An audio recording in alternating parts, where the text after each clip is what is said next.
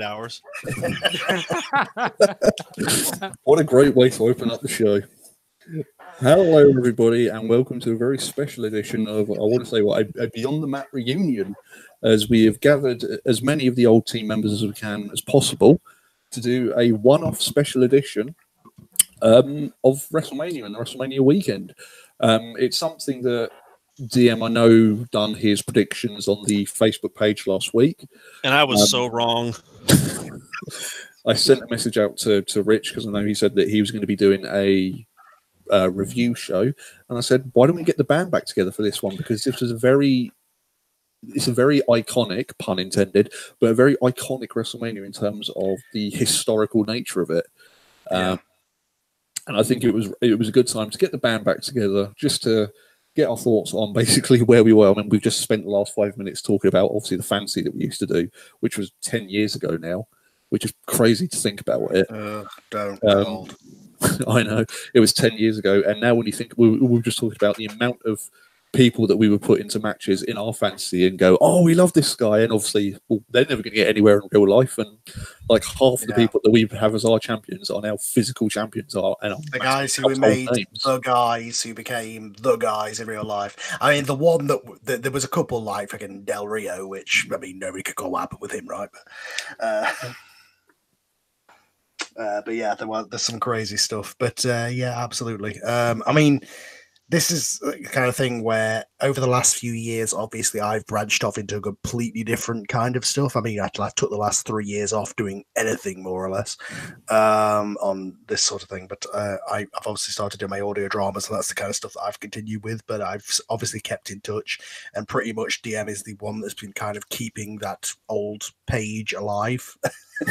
By keeping posting updates, whereas the rest of us are just, you know, occasionally you'll pop up on Twitter going, what the fuck? DM is like Vince McMahon. He doesn't know how to let go. No, I don't. Scyther Inc. screwed Scyther Inc. Yeah. So for the people who know all of us, obviously, then this should be a nice nostalgia trip. For the people that are new to this, you've got myself. My name's James. I go by Deadman Inc. It's something that I've had for years. We've also got Carl, as you've already heard. Yes, the original host of this original thing of whatever the hell it was. Does that mean we're like the you know, all the remakes they're doing nowadays? Are they going to recast us all with younger people and you know, hit the nostalgia buttons? They'll recast me as a woman. Yeah. Okay. Yeah. Does that mean I'm going to be black?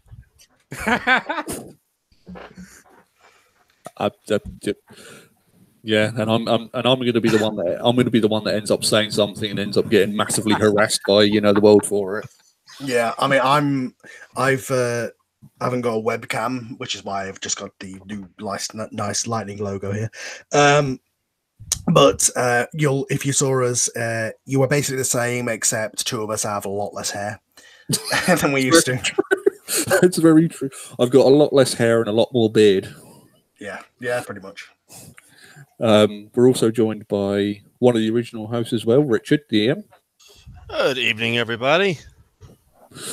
So ice. Do you know what? You can't say that, because now that you've said that, the first thing I can think of is the voice of the Blacklist has arrived.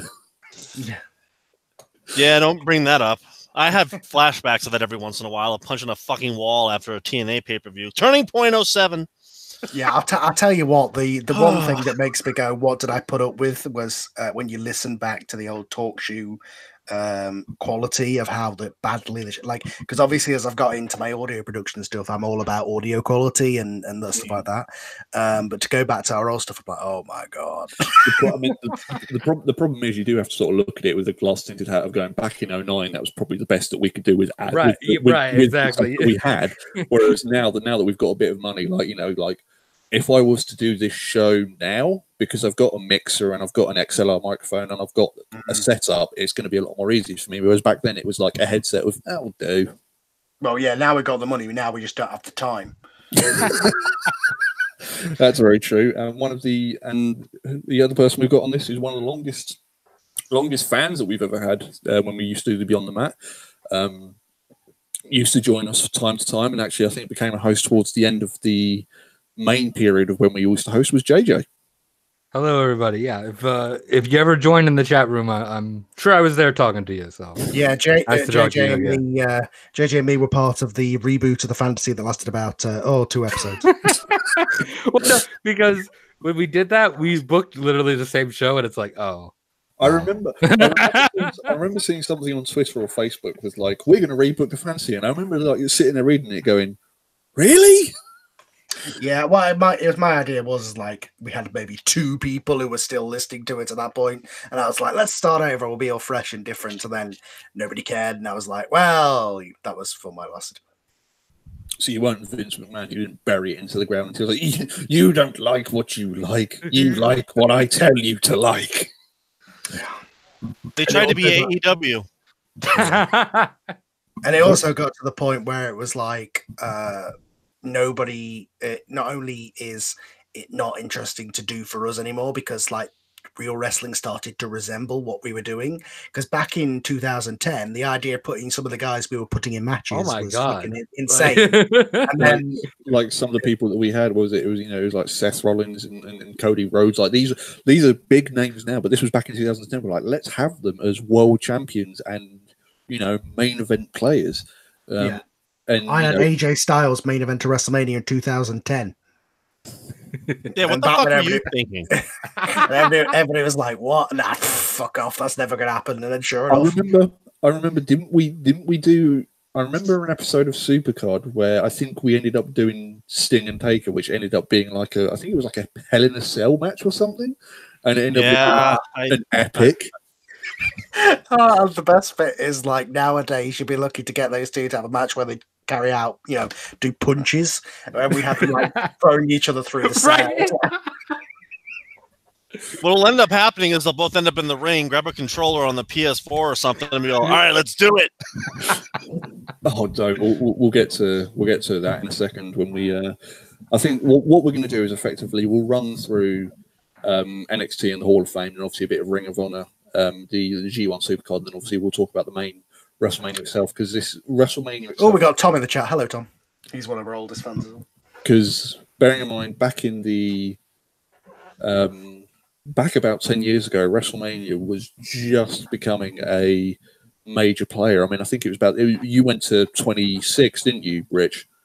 And when you looking back, that was a bloody good WrestleMania. But when you went to 26, there was the access, wasn't there? But there was it was more about access. There was a few like indie shows around the area, but it wasn't as big as it is now. Like when they do a WrestleMania weekend now, there are loads of events from different promotions and different things going on around the area. So this is a huge difference to what's going on. Obviously now with the introduction of NXT, the Hall of Fame now obviously being its own event in itself, effectively now. Well, you notice how now every year they keep booking it as like more and more like a wrestling show. Like that's been going on for years, obviously, but now this year it really felt like it. How they were building up to get throughout the show, like you'd build a main event. Yeah, they won't be doing that next year. Well, they won't be doing the ring, that's for sure. With no guardrails. So let's talk about NXT first with NXT Takeover. Ironically called it NXT Takeover New York because even though it was in the Barclays Center and even though it was in Brooklyn, we can't call it Brooklyn 5. So they called it NXT Takeover New York. Very, very, very strong card going into the event. Very strong card. Obviously, unfortunately, the match between Ciampa and Gargano didn't take place because obviously Ciampa's ended up with neck surgery, which means he's effectively going to be out for potentially the rest of the year. So the big change was obviously going to be Adam Cole and Johnny Gargano in the main event. But I was speaking to Rich about this. It was Friday when it was airing, and it was about midnight in the UK, and I was like, do I watch Takeover or do I, grab it the following morning? I was like, I'll watch it. I'll start watching the first match and see how things go. By 4 o'clock, I was so wide awake. Probably one of the best shows I've ever watched. Utterly unbelievable show. I'm not going to go down the card in terms of match by match, just because I could be here for hours. But overall, the event itself was unbelievable, and You talk about a show that just had like no mistakes. Like I don't want to say like flawless, but like it's not like, oh, that match was weak, or oh, this person should have gone over, or like there was, it wasn't any of that. It was just like it's damn good wrestling show. It's about as good of a show as you can get in today's day and age with the internet around. Right. Yeah, the internet needs to. I can't believe I'm saying the internet needs to fuck off and die. I mean, there's a reason why I pulled away from wrestling for a while, because wrestling fans are never fucking happy. Like ever. Oh, tell me about it.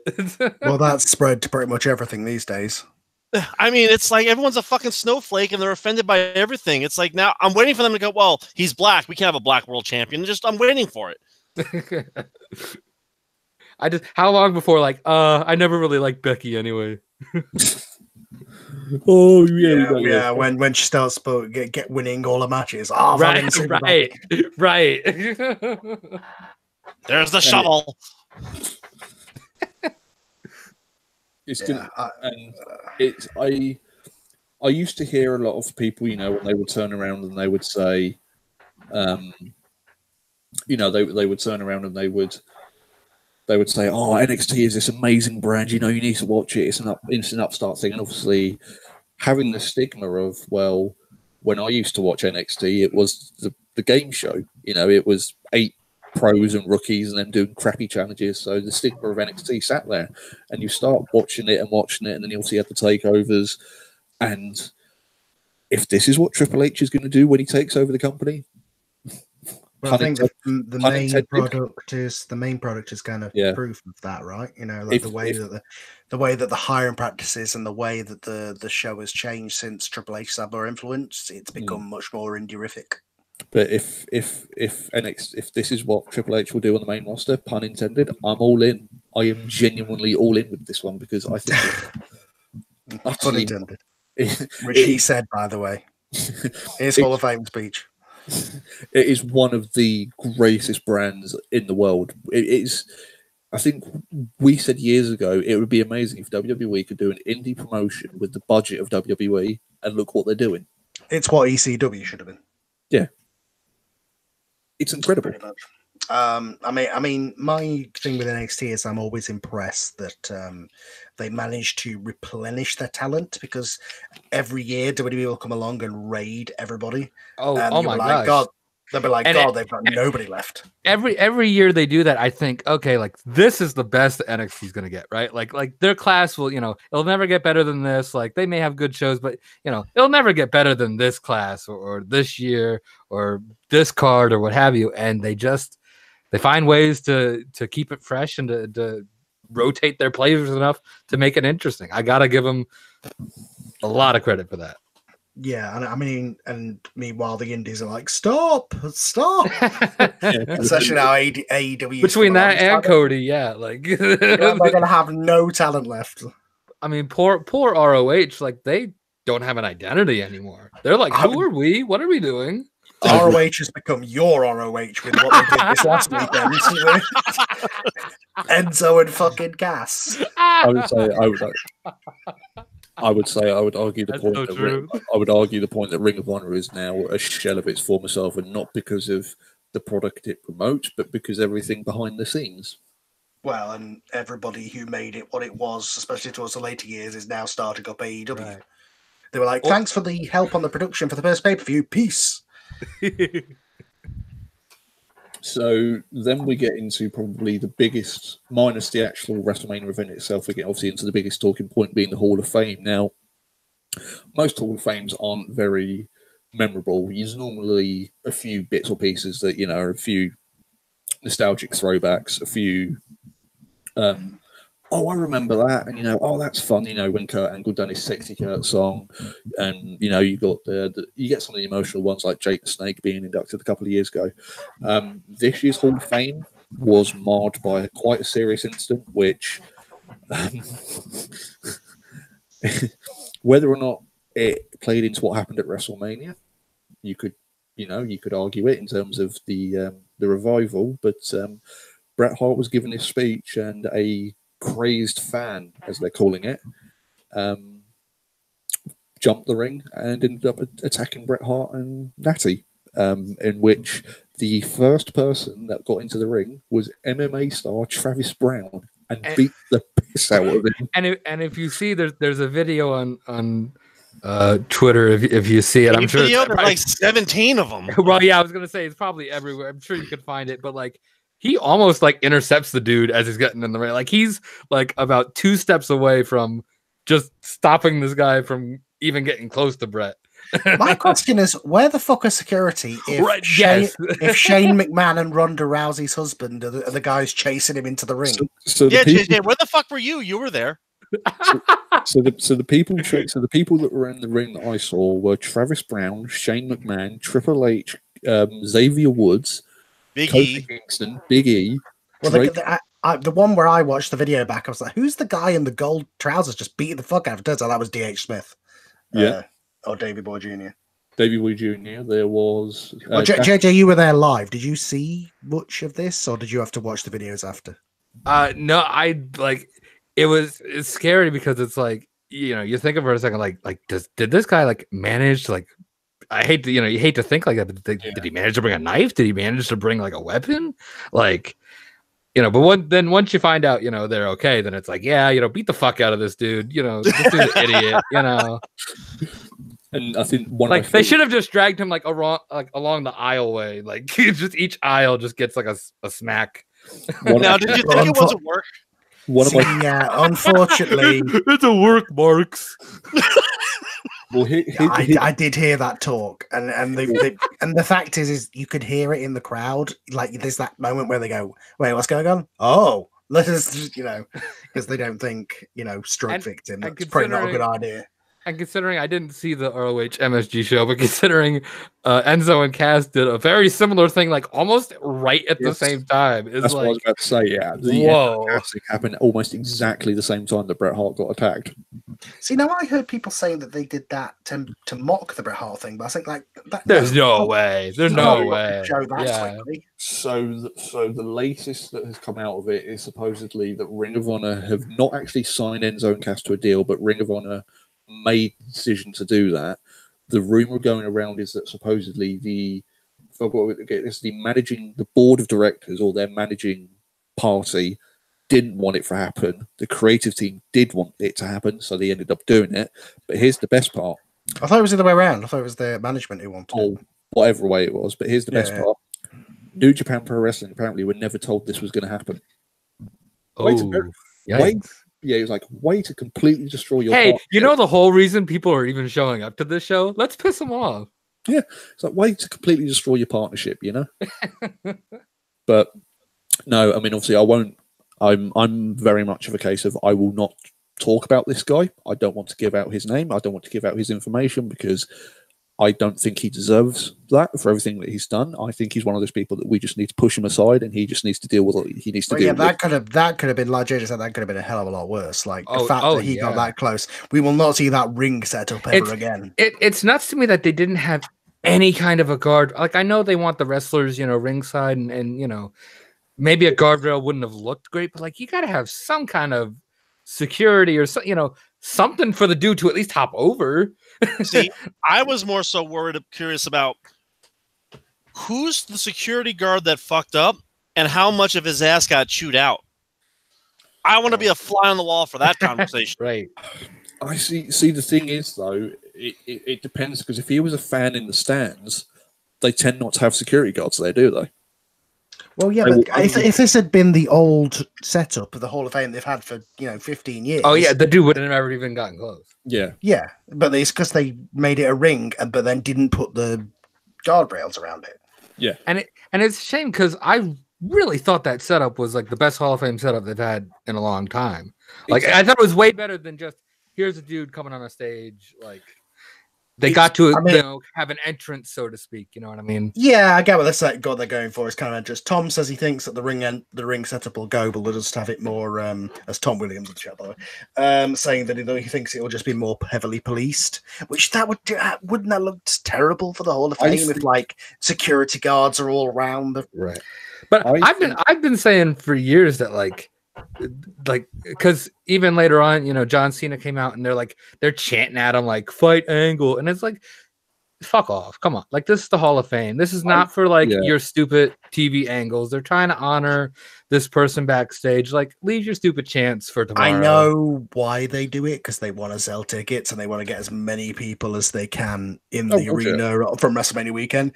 But I really wish they go back to the 2004, dining hall, just the wrestlers and a couple of elite fans. Yeah, so here's how I would do it personally. Number one, and this has always been a bone of contention for me, and you can go all the way back to the old episodes of Beyond the Map 10 years ago, because I was pissed off about it then, and I'm still pissed off about it now. It's a Hall of Fame. Why is there not a black suit and tie mandatory basis in there? You're going to a Hall of Fame. It should be smart attire, nothing else. Especially now with the ring, it just looks like any other wrestling show.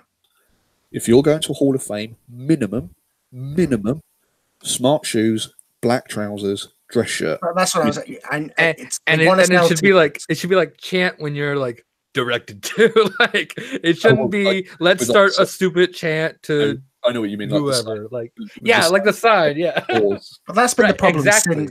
since they changed since WrestleMania 21, when they changed the setup and they made it in the arenas. That it's been the problem of the chants, the heckles. We all know the way to fix it would be to put it back in a dining hall, but they're not going to do that because they won't be able to sell tickets to it. Do you know what I would do to fix it? To let the fans in? If you want to go to the Hall of Fame, you have to pay a premium. Yeah, right. Well, that's the way to do it. Is make it a smaller building with 200 people to pay more. Yeah, make it a premium and make the tickets like $300-400 each. Like have the Hall of Fame at Hammerstein Ballroom or something. Have it like at the Marriott, and the tickets are like $300-400 each, because this is a one thing that happens a year, so it's a very special event.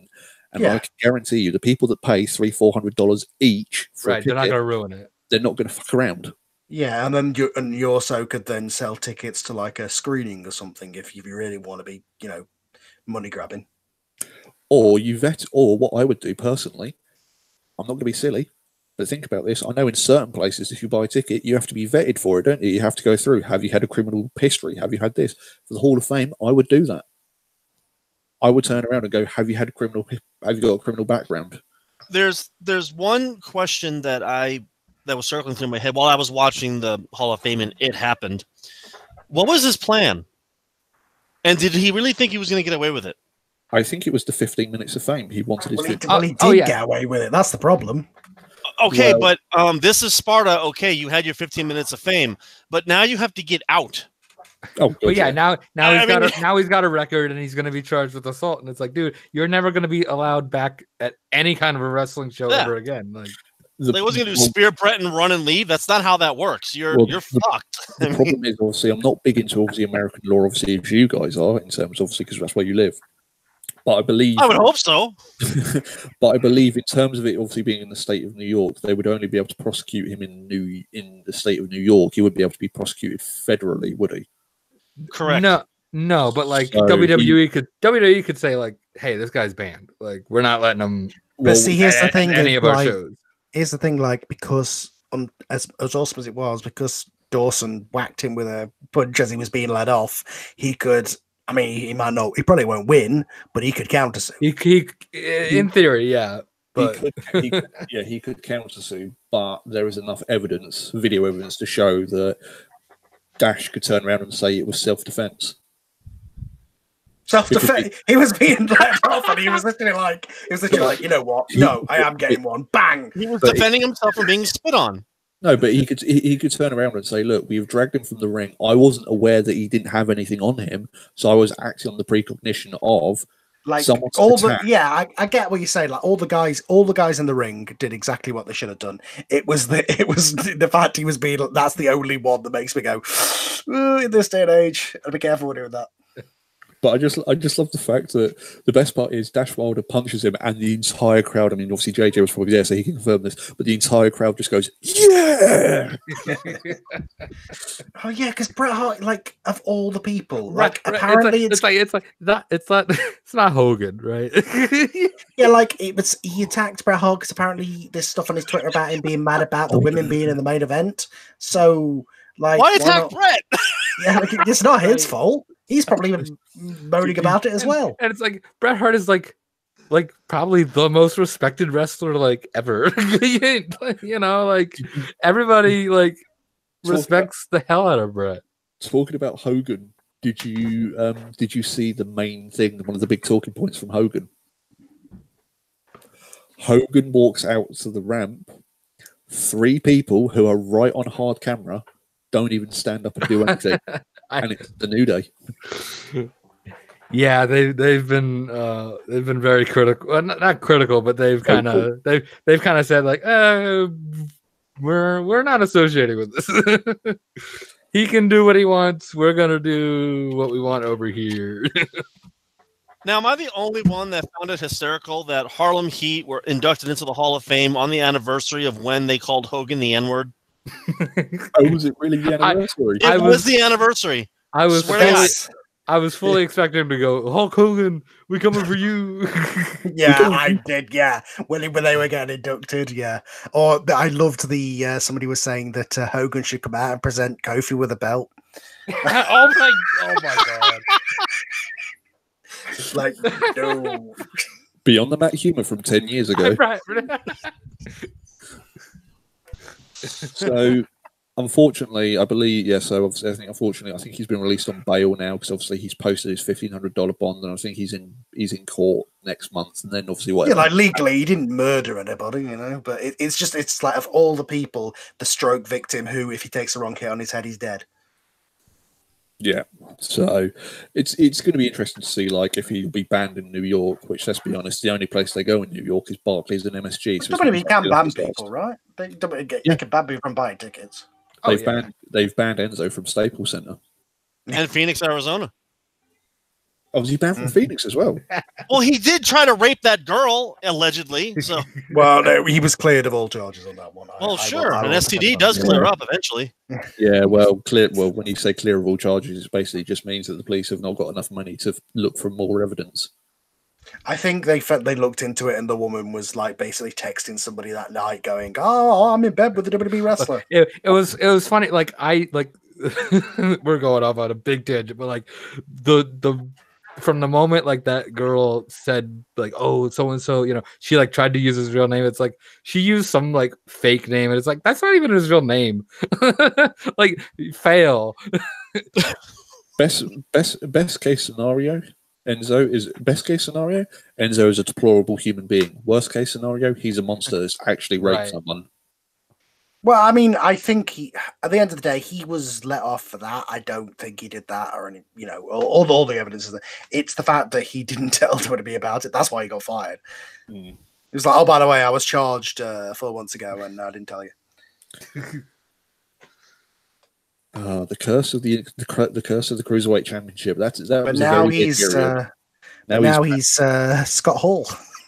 Now he's Mr. Rambo. Was it Enzo? Is it NZ01? Yeah, and big Kaz with a Z. He's Kaz XL now. Oh, XL. Because I was trying to read that. I'm like, how the fuck do you say this? How do you announce that? Kaz XL. Oh my god! Is that the ploy to the XFL? I'm the Kaz XL. or he's the evolution of Kazarian.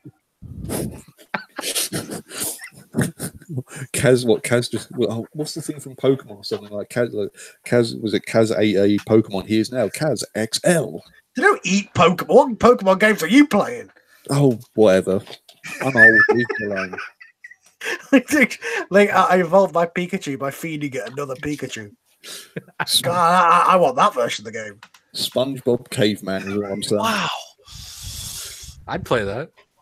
What, SpongeBob Caveman? No, a Pokemon game where Pikachu can eat fucking Pikachu. Rated M.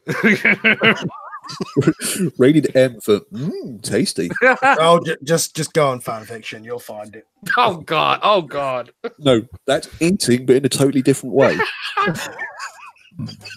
Oh. Shall we get onto WrestleMania? Oh my God. Let's see. Pikachu eating WrestleMania. Yeah, I can see the connection. It's super effective. So let's get onto the WrestleMania. The second WrestleMania to be held in MetLife in about 8 years. The first one being 29. I don't like that. Why are they like rotating the same 3 cities now? Because they're fucking lazy, is what it is. I honestly, I think that's what it is. I think they're just like, they just throw like a dart on a map, and they're like, oh, this stadium's in Toronto. Do you know what I mean? Like, right. Toronto's been begging for one for like a decade now. Yeah, but they won't go. They won't go to Toronto because, as they keep saying, was it Canada is weird America, isn't it? All those weird fans are in. It's Bizarro World. Yeah. Well, if that's the case, we're all in Bizarro World now. So we opened up WrestleMania as usual with Alexa Bliss basically coming out, and who I will say right off the bat was wasted on this fucking show. No, really. I'm just pointing that out. I mean, I will say for the quote unquote host, what the hell did she do? She clicked her fingers and Hulk Hogan appeared. She did a Thanos, and Hulk Hogan, he didn't disintegrate. Like, and he got the name of the stadium wrong again. Oh my god! Tom was just sorry, by the way. Tom was just sent to me. Apparently, the cities pay for WrestleManias, and like these are the cities that are paying the most money. Well, yeah, I know they do. I know they do bid for them, but it's the same fucking ones, just over and over. WrestleMania is very much a NFL type program. Well, see Saudi Arabia, right? That's basically become WrestleMania when you think about it. Which now Taker's in my shoes, sand in my shoe. Why is Taker now only wrestling at the Blood Money shows? I'm not okay with this. Because when you're a dead man, you need all the money you can get. Like he's gonna wrestle Elias. What the fuck? Like Michelle drives a hard bargain. She must be high maintenance. Like, I don't want, like, if he had retired after the fucking Roman Reigns thing, great, but I don't want his last matches to be the fucking tainted by the right. It's the country that kills people. Can all the Saudi Arabia he's already shows dead, Carl? So I don't think they're going to do much to him. Can the Saudi Arabia shows just have the Pitbull song of red light, green light? I'm all ready to go. Oh. But no, it's WrestleMania absolutely. 35 and a half. Yeah, the fact that here's the best part, right? So last year at the Greatest Royal Rumble, WWE got into a shitload of trouble because they aired a video package of women. Genuinely. Oh no, women, tits, fuck! What do we do? Hide it. Saudi Arabia wouldn't even let them advertise women's wrestling. They're not allowed to do it. No. So they got into a shitload of trouble for doing it at the Greatest Royal Rumble. Yeah. And that whole thing, I mean, the title lineage these days is fucked enough already without having another fucking Royal Rumble. And they're like, no, and then they're like, oh, the guy who lasted the longest. Like, of course he lasted the longest. It was like 50 people. Shut up. It doesn't count. It's not a real Royal Rumble. It's like when they do the thing of like Shawn Michaels won from number 1. It's like that Rumble only lasted like 30 minutes. It's really not impressive. Yeah, there was another guy who did it much more impressively in a real Royal Rumble, but we can't talk about him. You know, it's like, and then all I'm gonna say, but you think about it. What happened to this year's Royal Rumble when Seth Rollins won? He done the exact same spot against a certain person that done it in 2004. No, but yeah, absolutely. When Hogan made the joke about how he's said the stadium wrong and then said the stadium wrong, it was like with the thing in the background of the shot. And it's like I was waiting for like the punchline, right? I thought, oh, like they're gonna do something where he's like, oh, sorry, MetLife Stadium. Nope. Nope, he's just MetLife Center, brother. Yeah. And then here's the funny part, right? Apparently, because I like reading a lot of the backstage stuff because I love reading about the production values. I've always been a big production guy. Apparently, no one told Hogan that Heyman was coming out to the ring. So if you watch it back, when Heyman comes out, Hogan's like, what the fuck are you doing? Yeah. I think most of the crowd was like, what the fuck are you doing? I mean... And till I die, the memory that will say to me of this WrestleMania till I die is Paul Heyman striding down to the ring with Real American playing in the background. And if you watch it, he struts in time with the music. Dun, dun, dun. Yeah. Oh my god! So, Yeah, well, this was where I was like, okay, well, fair enough. Get this out of the way. So Paul Heyman comes into the ring and goes, well, if we're not going to be the main event, we're going to be the first match, so Brock can be ultimately respected somewhere else. Ooh. Look, the night before they were fucking taking shots at AEW, so it's not cool anymore. Probably, I still think the greatest line out of that one was Triple H going, look, let's be honest, Vince McMahon's just going to buy AEW so he can fire you all again. It's like, oh, you dick. Or I liked when he was like, it was something about like, I'm an executive vice president of blah, blah, blah. I don't know what that is, but that sounds important. Yeah. Or was it the too sweet as well? Where he said, it's stupid. I don't like it. I never came up with it. Yeah. So yeah, let's get back to him being cool later on. Fucking Michael Cole.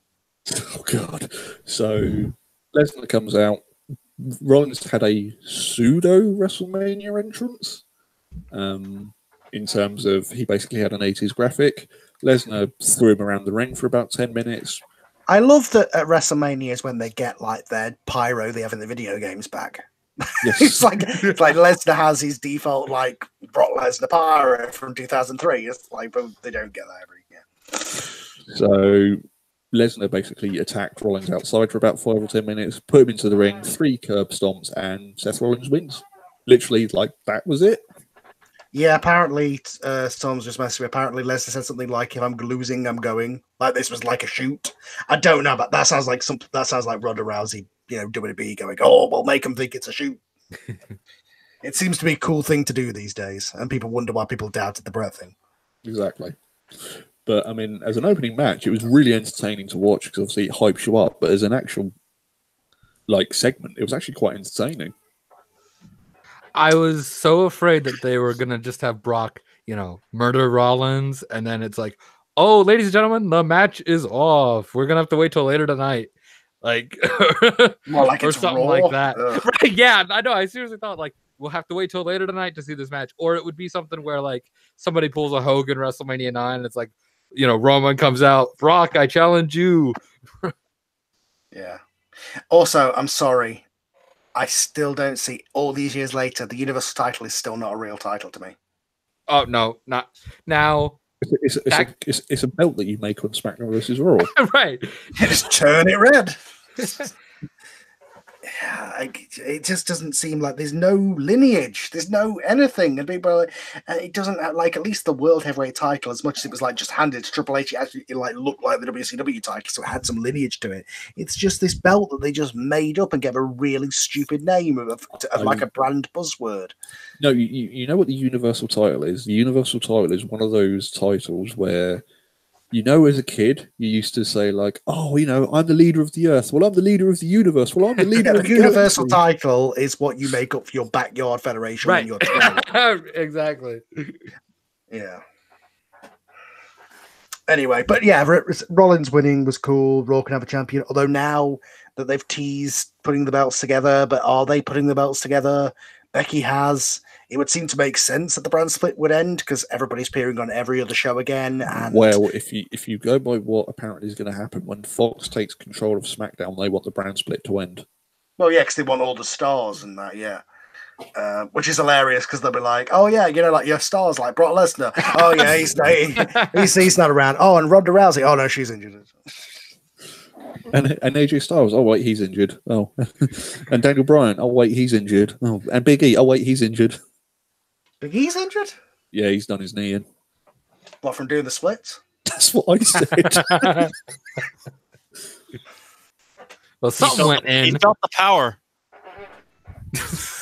It's either doing the splits. That's a good point. Tom just said, and they also had a Planet champion because they had obviously Brian with his Eco belt. I don't know. It's not as bad as the tag titles or the women's title. It's okay, right? Which one of these is the lineage again? Like, which one ties back to the belt that Trish Stratus held and all that? Does that tie in the tag titles from the 80s? When did they stop? Like, I don't like it. Basically, here's what you need to remember: the only title that has any lineage now is the WWE Championship and the Raw Tag Team titles. Everything else is new. I don't even think even the Raw titles, like they only go back to like those SmackDown belts from like 2002. They do because the World Championships were the Raw ones that were put into them. But then you could argue that was a continuation because they were merged. See what I mean? The second brand split just made the lineages so fucked. Like you just don't have any idea. Now it's like you have SmackDown belts which have like only 2 years of lineage and have like 5 champions. Yeah, and which now, if they just merge them together, it's like, well, God, that's like the Wrestlemania title from the NWA or whatever. It's like it means Western States Heritage Championship. Yeah. I don't know, but no, it was a cool way to start the show. Pop the crowd, get them while they're still, excited and not 8 hours into a show. Ugh.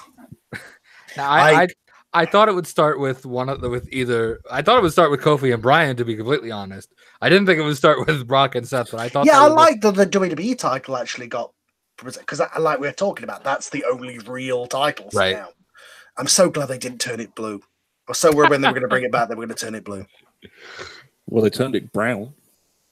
No.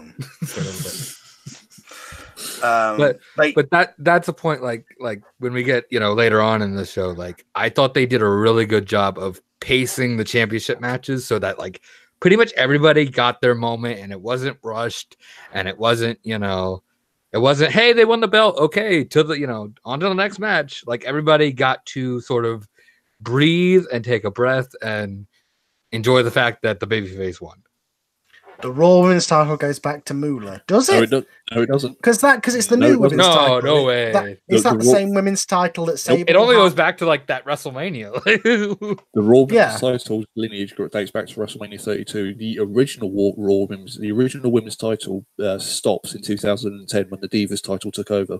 Yeah, and that belt was only around from 98, and that was given to frickin' Deborah in like a bikini contest. So that she lost. Yeah. I thought Medusa dropped it in the trash can. Yeah, Medusa drops exactly. Medusa drops it in the trash can in 95. Then for 3 years, it's not defended because they don't do anything with it. And then in 98, they bring it back. Yeah, like don't get me wrong. As we're talking about it, the lineages for the lesser belts. But your main world title on the show, like that should have something behind it. It should, but then especially since Brock was holding it hostage for years. But the lineage that's the one thing I'll say is I think if Seth has a good reign with it, holds it till let's say SummerSlam or sometime around there, like the Universal title could mean something and might mean something. Maybe by next year's WrestleMania, but it's gonna take a lot of good angles and it's gonna take a lot of good feuds and good matches to get this belt over.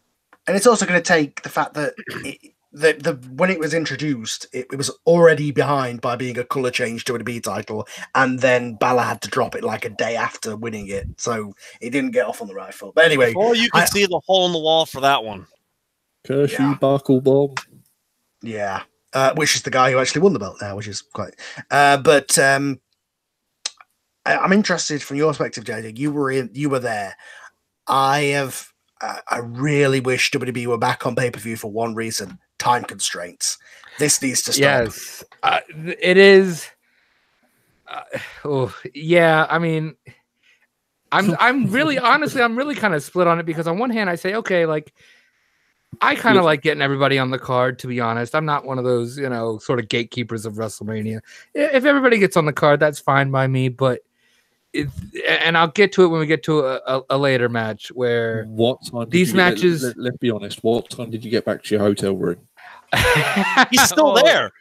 Well, okay, yeah, I heard still going on. I heard well, not only that, but didn't like all the trains they weren't running. Right. I was lucky enough that I was able to drive and get out of there, and we got a hotel relatively close. Didn't have to use the trains, but I heard. Look at Mr. Smart. I know, right? But I heard there were trains running till 3, and at about 1 o'clock, it poured rain. Like, I feel bad for anybody who was outside at that point. Because is it true that the main event of WrestleMania, because obviously over here in the UK it was like 5, so the main event of WrestleMania started at midnight. It started at midnight and it ended. It ended up maybe, I think everybody, I'm not sure how long the match lasted, but I think everybody kind of got out of the ring and such around maybe 12:30 or so, maybe a little afterwards. This is the 3rd WrestleMania in a row that's taken place in over 2 days. Yeah, and it's exhausting, and I'll say this, and this is a credit to Becky Lynch and how over she is. The crowd still popped after 8 hours. They tried. The crowd still. Well, it didn't also help that you didn't know that the match was over, right? Right. Yeah, we'll get to that when we get to that. But yeah, that. But no, it's a marathon.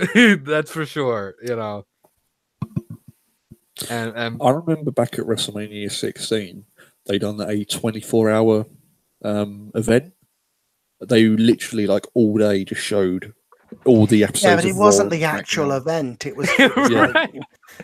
Like it's getting to that point now. Like the one thing I'll say about this year's that has been different in the last couple of years, and this is gonna sound like total kind of Roman Reigns hater here, so but it was a main event that people gave a shit about and they wanted to see, and it wasn't a main event that went on too long or that nobody wanted to see, or I don't like either of these guys, or here's this guy that's over pushed, or whatever it may be. It was, it was at least one person that people really wanted to see and really wanted to see win a belt. And it was the main event everybody wanted to see, but by the time we got to the main event, everyone was like, Jesus Christ, can you please end?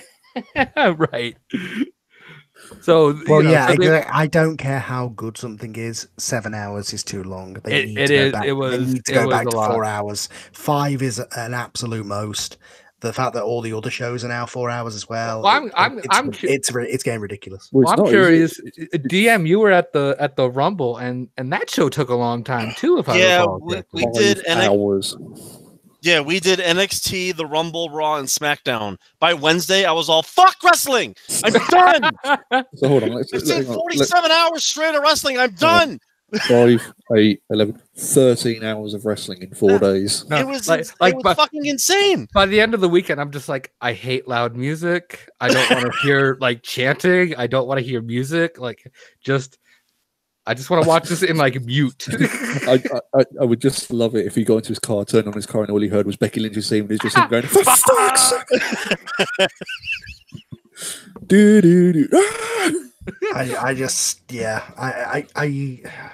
I know why it is. It's because of the network, and they need more content, and it's quantity over quality, and that's the entire WWE these days. And everything is watered down, and there's so much of it, and it's just noise now. And it's so bad.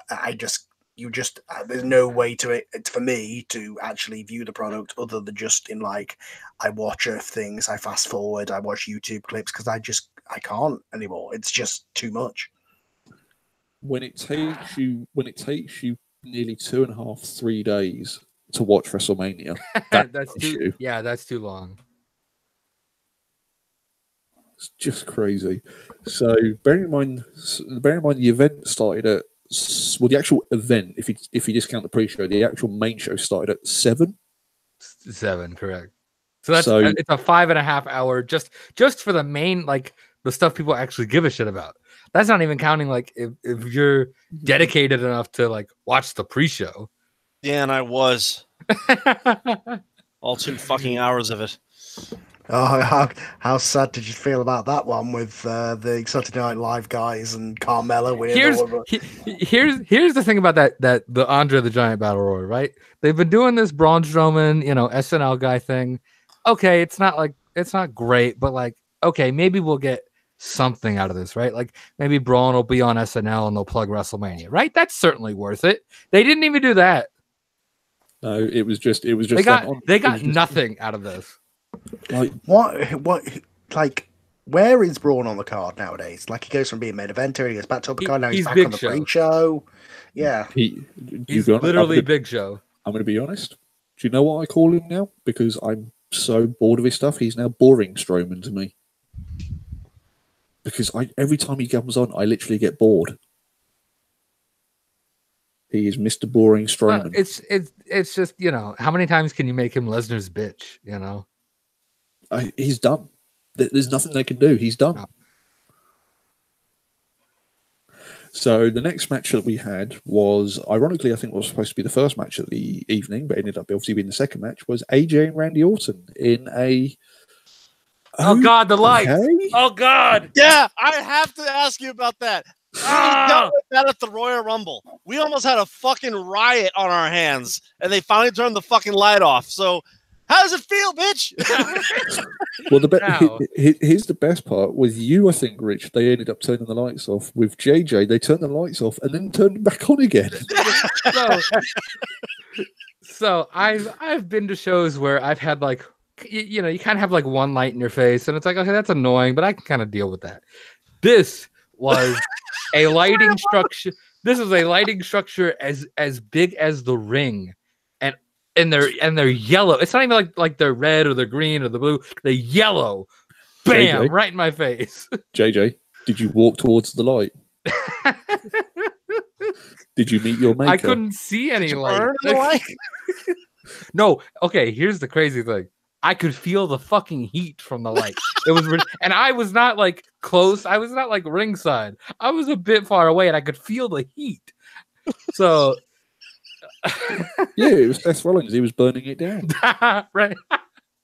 So like, and it's funny. I really didn't notice it, and then like the section next to me, somebody in the section next to me said something, and I'm like, damn you, now I'm gonna notice that. And then I noticed it, and then it was like, the crazy part is like, it wasn't even like it was just our section. It was like the whole like half of the stadium couldn't see anything. The whole like lower bowl. But didn't this also happen in Orlando as well? And like it's happened at other Manias. So I've seen people tweet about like, oh, it happened to me here and it happened to me, you know, here, and it's like, because the best part, what I love about it is when you watch the match, I think Orton does an uppercut and you hear the whole crowd go, yeah! It's funny because like I was telling, you know, there were two guys behind me, and I was telling them like, I feel so bad for Orton and AJ. They could be having a hell of a match, but we can't see it.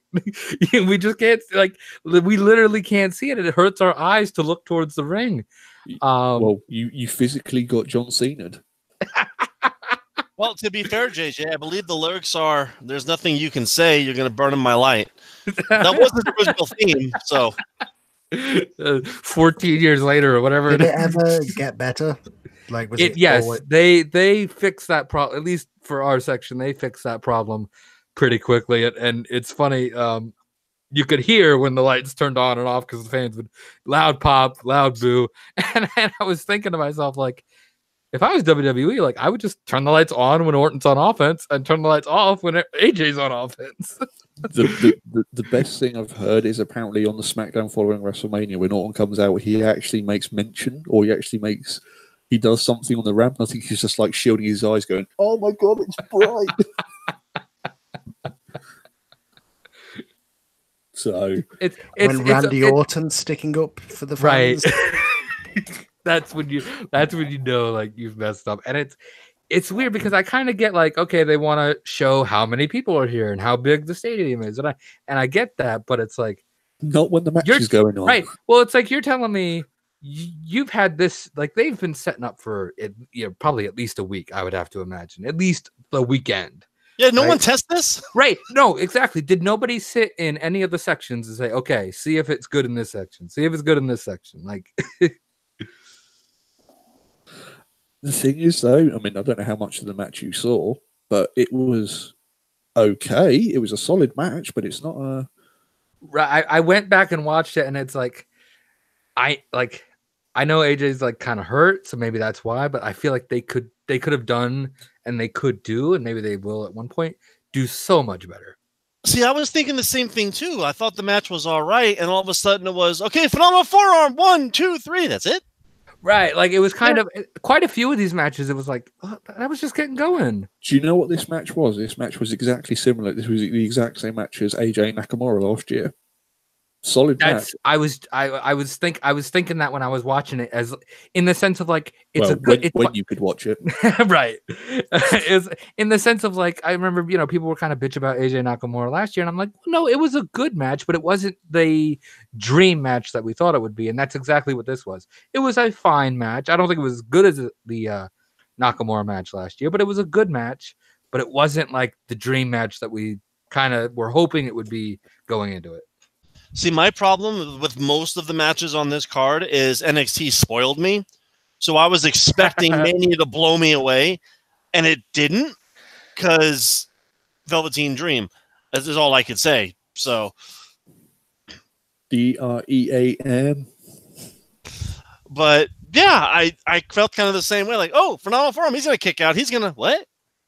What the fuck happened? I mean, my thing is like, as we were talking about all the shows being there's too many. There's a lot of times where it's just like it's just wrestling. Just they're going through the motions. Like it's got to the point now where it's like everything is so rehearsed, and I don't know if it's because I'm watching it. I've been watching it for too long, or what it is. It's just the crowd have their stock chants they break out into. Every multi-man match has a Tower of Doom spot. It's just like everything just is so pre-rehearsed and do the same things and go through the motions, and I don't know if it's just me, but I have a hard time. It takes a really good match to get me into it nowadays, because I just think I'm just wrestling. I just kind of tune out if it's just there's this match that now they're doing the dive spot, now they're doing the super kick that everybody does, now they're doing a splash. Do you remember back in the history of time when a super kick was actually a finishing move and not a stock move? So or it was only like one or two guys that did a suicide dive, and now it's literally everybody. So I think that's a requirement now. So what makes Shawn Michaels' super kick more powerful than in anyone else's? What makes Big Show's punch more powerful than any other punch? The Big Show's punch is the best one because he literally punches people all match, but because he powers it up. Because he goes, no, the best one is Roman Reigns when he wanks his fist. Yeah, you're not wrong. How does that mean you get a better punch? It's a kinetic energy. What, wanky fist punch? Building up. You know what it is? It's a. I got it. His arm is all hairy, so it's thunder punch. Look, let's not pretend. Look, Hogan's finisher was a leg drop, and The Rock had the people's elbow. Let's not pretend that like wrestling was ever more. It's just sometimes it's more dumb. That's a good analogy. More dumb. So, talking about the more dumb, but in an entertaining more dumb, we had the SmackDown Tag Team Fatal 4-Way match in which they fucked up because the wrong Uso got the pin. Okay, so that did happen. Yes, that did happen. I fucking knew they fucked that up, and I couldn't figure out why because they looked the same. So, God damn it! Because I saw something. Regarding, I saw a report about the main event, and they were saying a referee also fucked up the tag match, and they got fined for it. I'm thinking, what the fuck did they fuck up in the tag match? The wrong Uso got the pin. Oh shit! I didn't realize that. So technically, this match should still be going on. Of all the things where, like in all tag matches, to get that wrong, a match where they're twins, you know what I mean? Like, of course, he's gonna get that wrong. And can I also look alike? I mean, and can I also want to mention how in the blue hell did Cesaro not throw his guts up with the swing? I was getting dizzy watching it. 30. Do you know how many times he's done it? 32 times. Oh, Jesus Christ! That match pissed me off because the wrong team won. I will say, for being kind of they brought them up at the same time, and they just threw them together and didn't seem to have a plan. And for all I know, maybe they don't have any kind of a plan. I think Ricochet and Aleister Black, I think they're really starting to gel as a team. Maybe I'm just getting used to it, but I'm have you heard the tag team name that people come up with? Oh, Angel and Demon? No, Black O'Shea.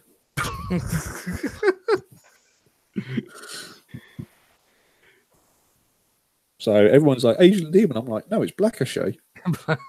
See, I thought that's what they would have called him because he has the angel wings and shit. No, Black O'Shea. Black and Shake does kind of roll off the tongue a little bit more. And it sounds like a topping of ice cream. Anyway, I have got to go because I'm at work in 4 hours, so or 5 hours, getting up in 4 hours. So in general, I've kind of laid out my thoughts. Too long, but I enjoyed some of it. Kofi, Brian was awesome. The main event was good, but what the fuck was that finish? And I look forward to hearing the rest tomorrow. Cole's version of WrestleMania was TLDR. Yeah. I don't blame him for that. All right. All right. Guys. Good Cheers. talking to you. Speak to you later. So the tag team title match was I thought it was actually probably one of the most entertaining matches on the card. It was actually a lot of fun to watch. No, I liked the match. I just hated the result because I went, no, they fucked up somewhere, and I don't know how. But the Usos won, and I go, here's the thing. You guys can argue if you want. The Usos are the best tag team in the world right now. So them winning isn't a stretch. But I'm like, no, they fucked up somewhere, and I can't figure it out. And now that James pointed it out, I went, I fucking knew it. Black and Shea should have won. Have I just given you my? Are you just going to use them as? Is that the new name for you now? That's my new email, Black and Shea. Match is now -5 stars. Oh my god! Now I'm just thinking of Richard doing a show called "Welcome to the Black O'Shea." 5 stars. Wait! Isn't Black O'Shea also the name of a really crap restaurant? That's racist. We have a black WWE champion. It's not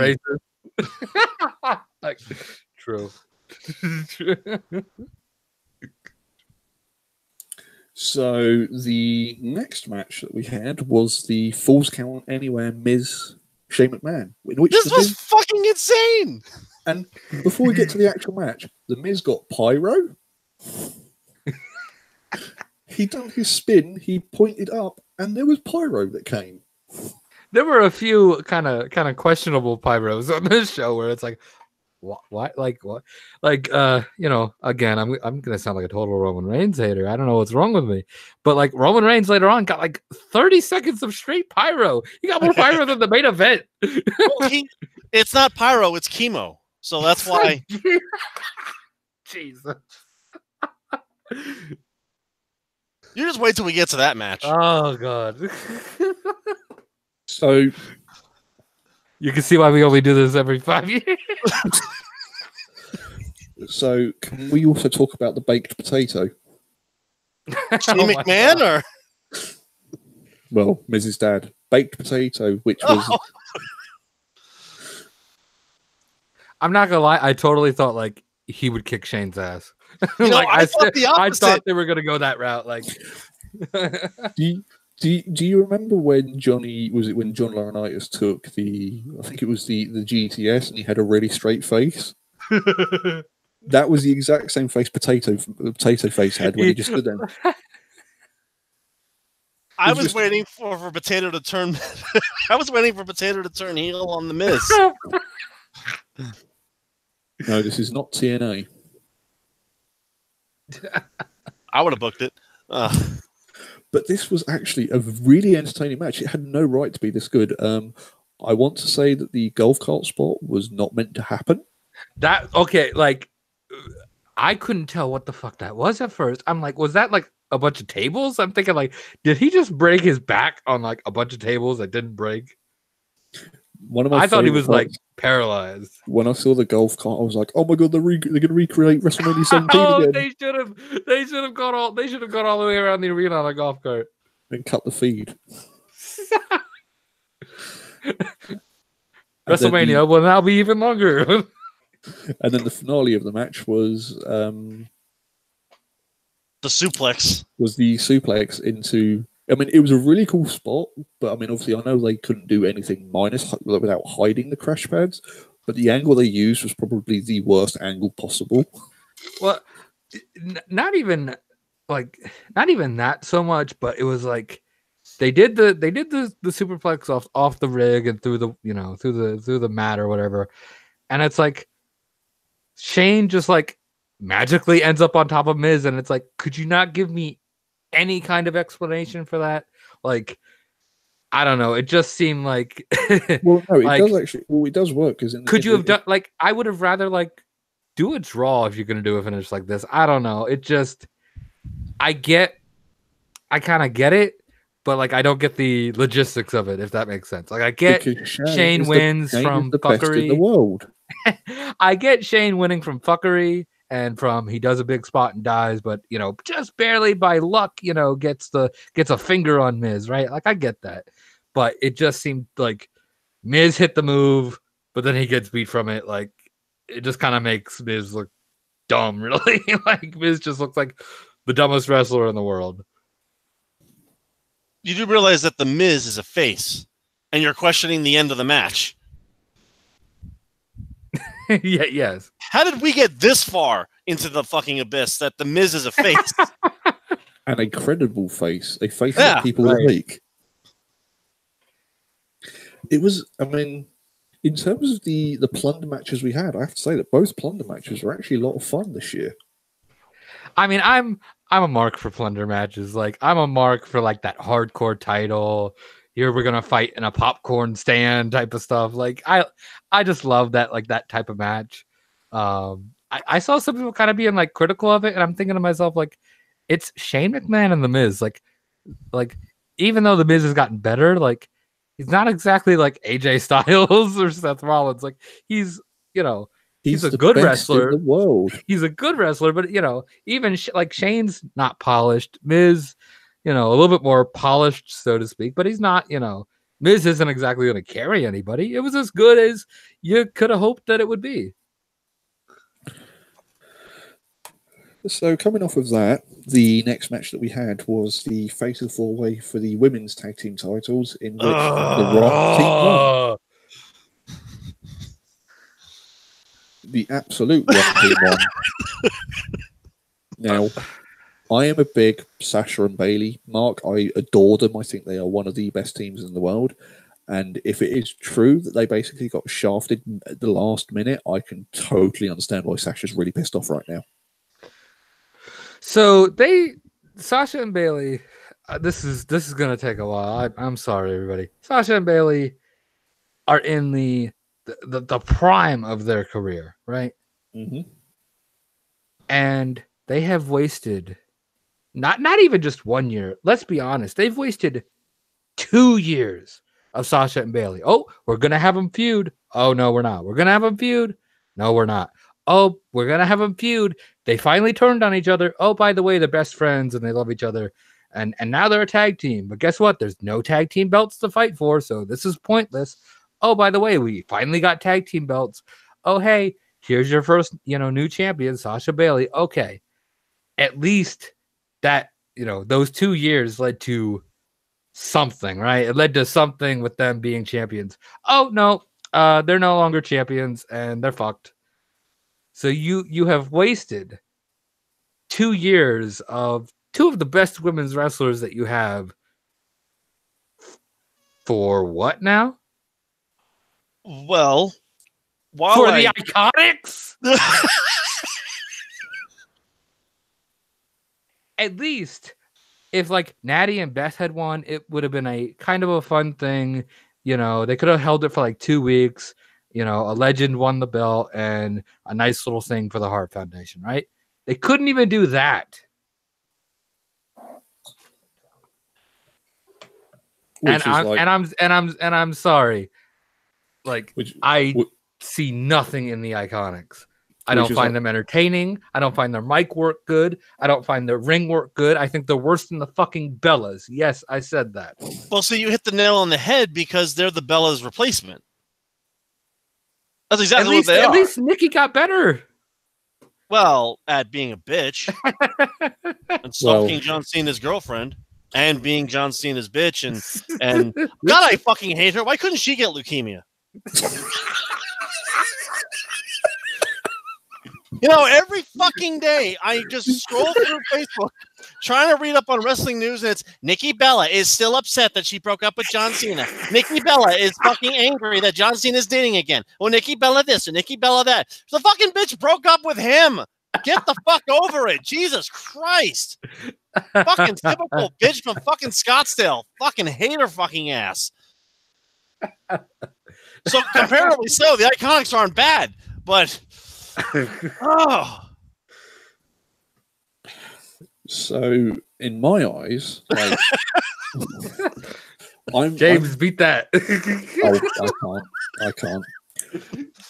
I don't mind the Iconics. I think they need more work done to them in terms of being able to carry a championship, and I think maybe down the line they should get it. But I honestly think that Bayley and Sasha have been absolutely destroyed here. And like when you hear the reports that Sasha wanted to quit after this, and people obviously are taking it at face value, going, "Oh, she wanted to quit after she lost the title." It's like, no, she's wanted to quit because for the last 3 years she's been treated like crap. Right, and it's the thing where it's like Sasha is like, if not the best women's wrestler on the roster, she's at least one of the top 2, top 3, top 4. Sasha and Bayley, here's the thing. Sasha and Bayley are in the business because they have wanted to be in the business since they were little kids. They have wanted to be in the business forever. Like, when was the last time you heard a women's wrestler wanting to be a women's wrestler from the day that they basically were born? Never. But you hear about, you know, all the promos, all the promo books they've got, you know, all the old wrestling gear they've got, you know, the fact that they used to go to all the shows. This is Sasha and Bayley are like the ultimate fans. And I can't, like, for Triple H, I can totally see that Triple H probably turned around to Sasha and said, "Take the time off and think about this." You got to think about how frustrated he is. Like, he has built, you know, NXT as a brand. We talked about it earlier, but he's built that NXT women's division that, you know, to this day, like, you know, 4 Horsemen women, right? Like that, those have been the pillars of the WWE women's division for the last, you know, gosh, however many years it's been, 3, 4, however many. And he's seeing, you know, what, I don't know if it's necessarily Vince specifically, but he's seeing what the main roster has done to Sasha and Bayley. Like, I don't want to say like they're, you know, ruined, so to speak, because, you know, you give them a push, the fans will still react, but it's like they mean so much less today as we speak than they did, you know, 2 years ago, 3 years ago. But to be fair, and this is where people might disagree with me, Sasha's work has not been that great the last 6-7 months. She's about as interesting as a jar of mayonnaise. And I say that only because she looks like someone just killed her dog. Like, she just doesn't seem like she has it. As a face, I would agree. I would say like she was kind of playing a heelish role with the Ronda thing they were doing, and she had a good match with her. She did, but even when they were in the chamber with the tag titles, Bayley did all the fucking work. Right. And it's like, all right, Sasha, invest in me. You know, I want to invest in this. And I hear all the people saying they're shitting on Sasha and Bayley, but for the last 2 years, they were shitting on Becky. And she's a champion, so maybe they're just looking at it wrong. I think the difference is with Sasha and Bayley. I've been listening to loads of interviews with Sasha, especially recently, because it's, you know, I do find her some of her stuff is quite interesting. She turned around, she's like, "I like the fact that I'm a 4-time women's champion, but I hate the fact that I'm a 4 times women's champion with 2-week reigns." Right. And she's like, "That's my issue." She's like, "My issue is they've given me a belt, but I don't defend it because I always lose it. So how does that make me a credible wrestler?" And it didn't get any better with this tag reign. They beat the Samoans last month, and even then they got overshadowed by a commentator. So when I hear the reports that Sasha wanted out of her contract, it's like, I totally agree. And here's the thing: if she goes, I can't blame her. And here's the thing, and I was thinking about this Monday. I was thinking, okay, they lost to WrestleMania. Like, that sucks. It's not a booking decision I would do, but maybe they could salvage it. Maybe Sasha turns heel on Bayley, and then maybe we finally, and I say that with a bit of a groan, but maybe we finally get that Sasha Bayley feud, and it can ignite some fire and passion for these two, and they can have a kick-ass program heading into Money in the Bank or SummerSlam or whenever. And no, Bayley just gets squashed by Alexa Bliss, and it's like, okay, well, you ruined that too. Like, because to me, I personally think Bayley and Sasha, like as a tag team, are actually quite adorable. But like, how can they come back from this? They take it in the ass, and they turn on each other, become heels, and the crowd will cheer them. And then they'll recall themselves the man and fuck everything up. I certainly think, like, if Sasha does take this time off, it is much needed, and I certainly hope the door is not closed for her if she takes this time off. I certainly hope they let her back, but she needs this, because if not, like, she's gonna mean nothing by the time her contract runs out and she does go to, let's say, AEW or wherever else. She's going to a t-shirt company, or Ring of Honor or wherever else. Her name will mean nothing by the time we get to that point. Like, it's just every year it's just gone lower and lower and lower. I mean, I guess at least she was on WrestleMania this year, but still, I mean, you lost to the Iconics. I think my big problem with Sasha and Bayley is so fucking milk toast, so white bread, that even Ricky Steamboat would say, dude, throw a punch. When you are the faciest face that ever faced in the land of faces, that's way too white for me. And Sasha was always the badass. Now they've kind of flipped it, where you see Bayley getting more aggressive, and I go, oh shit, she's being more aggressive. And Sasha's been kind of like, right. That's the thing too. And like, she came up to the main roster. She was a face for a little bit. She was a face in her feud with Charlotte, and like, that was fine. But at some point, they should have turned her heel. She has been a face for way too long. Absolutely. And that's what I was thinking, Monday, if they turn her heel and we get that, I almost hate to say original, but like that original boss, Sasha Banks from NXT, maybe, like, if we get that, then maybe that will lead, these two, both of their careers, to greater heights where they really, really should be. And we didn't get that, or at least haven't gotten it yet. Maybe they could still do it. I guess the door's not closed, so to speak, but it's shutting. So it's just, it's a shame that they've taken, maybe perhaps besides Charlotte, the best wrestler that they have for the women, and the girl who, like, probably loves the business more than any other, except for maybe Bayley, and they've made her want to quit. Like, that's bad. You're not booking a good program when the one girl on your roster who would probably wrestle for free, to be honest, doesn't want to be there anymore.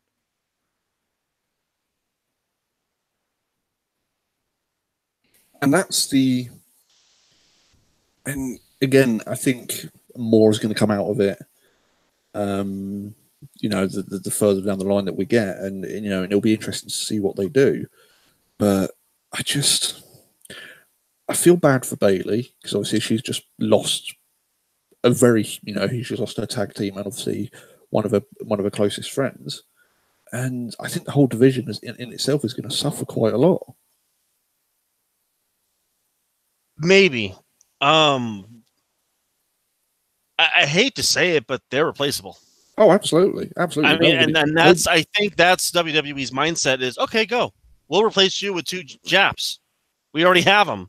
So, I mean, I'm not looking into this thinking that, Sasha Banks is totally irreplaceable, because obviously, as you said, they are replaceable.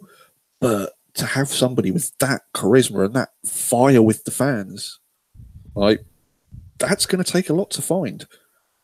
Oh, it's definitely going to take a lot to find. But I wonder if it's just the whole look. Mick Foley had 3-week title reigns, and you don't see him bitching. So where is that level of look? I need to be a champion for longer to establish myself, or no, you're right. Look at Mick Foley. I think. I mean, again, there's loads of like comparisons you can go obviously back and forth with loads of different elements, but it's. I think the things with Sasha is that she's just like JJ said, they just don't know what they're doing with her. Like, one week they'll do something and the next week they don't. And she's not got, like, I can imagine she's probably one of those people that actually goes to creative and says, what's the plan this week? And tries to sort of go, well, I want to do this, I want to do that. And obviously it's kind of, I think there's a lot more behind it that we don't know. And I think that's the... Like, they hinted at it at the chamber, like, we fought so hard for this. Like, I think that was real. I think they actually did fight really hard to get those women's tag team belts. I'm sure they did. That was probably week after week after week of, hey, like, let us be champions. Let us have belts. But I think it's also the fact that you've got, the Usos wanted to go, but obviously have signed a new contract. The Revival want to go. Dean Ambrose wants to go. Sasha Banks wants to go. Like, the fact that you're getting a lot of top stars or top guys are going, do you know what? I want to go. Surely that should say something.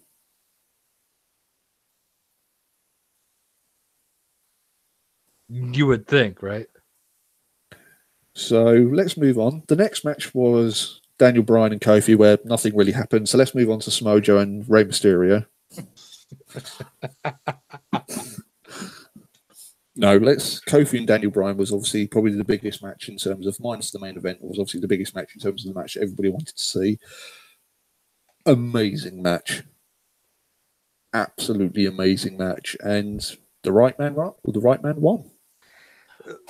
That depends who you talk to, but go ahead, JJ. The funny thing is I don't know that necessarily I can call this like, and this is going to sound like criticism, but it really isn't. But like, I don't know if I can call this like a great match, or this is the best match that any guy has had in his career or whatever. But it was such a story. Like, that's the key. Like, it was such a story. Oh gosh. It wasn't like the match could have been like 3 stars, but the story going into it and the story coming out of it were so good that like it's 5 stars. My question, JJ, and I'm asking you this for a reason, because I don't know if you're a Kofi Kingston fan or not. Nah. But do you think this was intentional, or do you think this was an accident book? Only because Mustafa Ali got injured. Right, All of a sudden, oh fuck, Kofi Kingston, he's been here for 780 fucking days. I was going to say, like, out of everybody, is Ali probably the person going, do you know what? This is bollocks.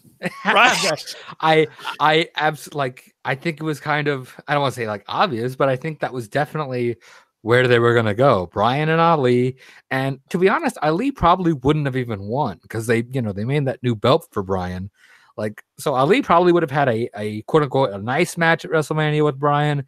They probably would have opened, but Bryan would have won. Like, I definitely don't think this is the plan, let's say going. So you're saying this was an accident? This was an accident. And WWE, someone in the back went, hey, wait a minute. Kofi's been here for 700 years. Fuck, we got promo packages. He's never wrestled for a title before. Yes, he has. So you're saying this whole book was an accident? I believe so, yes. Good. I'm glad I'm not the only one, because I sat there going, wait a minute.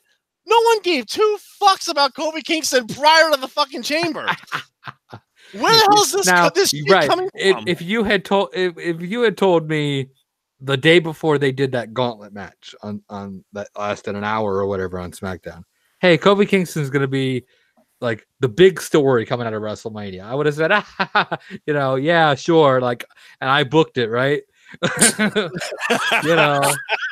Wait, I did 10 years ago. right.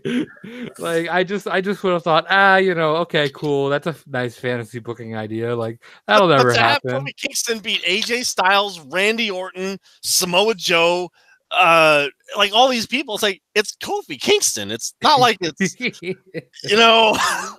I think it's because we all went into the Elimination Chamber saying Kofi Kingston was going to be like Santino Marella, that kind of, okay, he'll make it to the end. Right. I think there were people that thought like, okay, like they can do a switch now and Brian can win it back and they still have time to do whatever for Mania, right?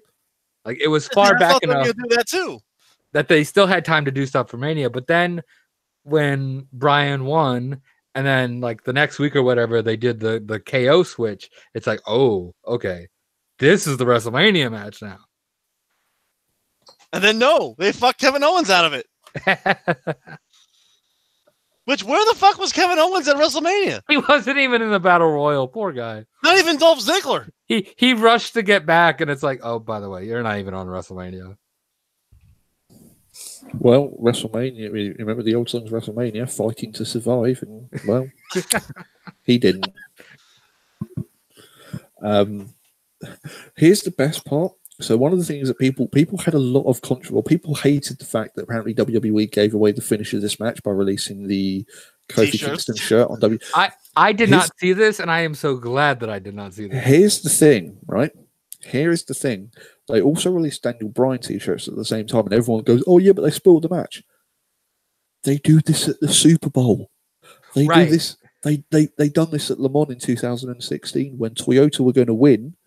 Toyota were going to win Le Mans with 3 minutes left to go, but then something happened to the car and the Porsche went past on the last lap.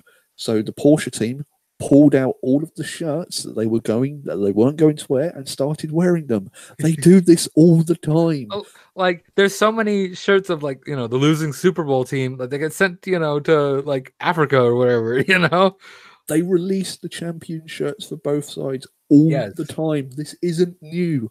I don't understand why people were losing their mind over this one. This is basic marketing. And AJ, and here's kind of. Are you seriously telling me that Super Bowl shirts go to Africa? So you're telling me there's a bunch of Africans that have Jaguar shirts? I don't know. They go somewhere. They don't just like burn them. Well, I don't think. Well, they're not going to have Oakland Raiders shirts, do they? Well, here's the other thing I get from people going, oh, the shirt spoiled it. Why the fuck are you on Twitter during the match? Watch the fucking match. That's the fan base now, and that's why I pulled away from podcasting forever, because again, these wrestling fans, it's a great match. Hold on, I got Candy Crush here. Go on, hold on a minute. Right. Oh, he won? Oh, cool. Okay, what happened? 3 stars? Okay. Pisses me fucking off, but I mean, to me, it's like you're missing the story. It's like going to a movie theater. It's like I'm gonna watch Avengers, but I'm gonna be on my phone. Oh, Thor did a thing. Okay, cool. Like what? when Kofi won, and obviously they brought back the old title, a little bit of me wanted a rainbow title. I was ready for pancakes. I'm surprised his like side plates, wore like pancakes or like a rainbow or a unicorn or something. That would have been something. I want to say something, but I'm not going to say it. the one thing, like, okay, the one thing I enjoyed all this match, but there were 2 like kind of spots, quote unquote, that I really enjoyed. They really played with, particularly mine, but everybody else's emotions, with the locking in of the label lock, and Kofi was gonna oh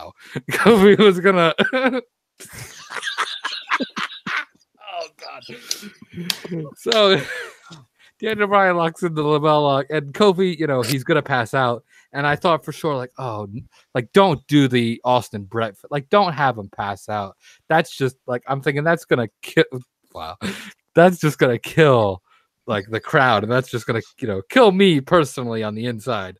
But Kofi fought out of it, and I liked how he fought out of it, went to the corner, did his taunt, ran, and hit the move. It wasn't I'm gonna do my taunt, run, I have to counter and do a flip, and then I'm gonna hit my move. It was just boom, simple, in the corner, hit my move, and he won, right? I feel like so many times guys, if they have a spear or a super kick, they go to the corner, and it's like, they're going to miss it when they go to the corner. And like, that's the one thing that like really annoys me with like, spears and super kicks. They go to the corner and they miss it 99% of the time. And then they hit it off a counter or whatever. I just liked how this match was a definitive end. Kofi got out of the move, ground and pounded, stomped his face and went to the corner, hit his move, and he won. And everybody was waiting for it. They were anticipating it, and they just paid it off. For me, at least, they paid it off in a perfect way, I think. Now, what were you waiting for exactly? Waiting for Kofi to win. They were just waiting for that, they just wanted that 3 count, like however it came. They just wanted to see, the bell ring and Kofi Kingston be champion. I was waiting for Vince McMahon to come down to the ring and go, I said you wrestle Bryan at WrestleMania, but I never said it was for a fucking title. I was waiting for that, and I said, please make that a thing. Please make that a thing. I think the state of New Jersey would be in ruins, I think, if they did that. Well, it's already in ruins, but I think it would be in more ruins. Did you also notice there was actually a major fuck up in the contract signing? I saw where it had like March something or other. The Kofi Kingston signed a contract for a WrestleMania WWE title match on the 10th of March 2019. That was Fastlane, you morons. I'm waiting for Bryan to come out next week and be like, this match was never official. This match happened in the space-time continuum, apparently. I will say what was really cool about the story. I mean, they were over pumping this as quickly as they could. You're a B+ player, and you're going to wrestle 740 fucking people on the roster and the Bellas. And if you beat them, maybe we'll think about giving you a title shot. That's when it was getting a little crazy. But it was when Bryan was using the term, you're just a B+ player. I go, I see what they did there. Nostalgia. That's a little fucked up.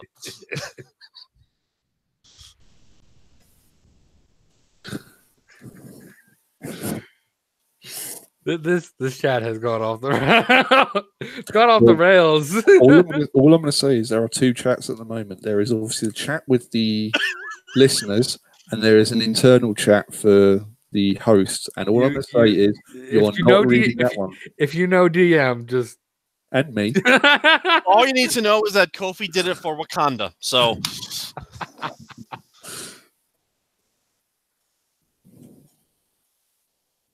But it was a good match for what it was. I was waiting for the fuck you at the end, but I go, wow, so they're not going to fuck Kofi Kingston out of this. Okay, cool. Needless to say, I was happy. Now, if Kofi Kingston holds this belt till next June, then they really have been listening. At that point, like, I'm going to sue them. I'm going to get a lawyer.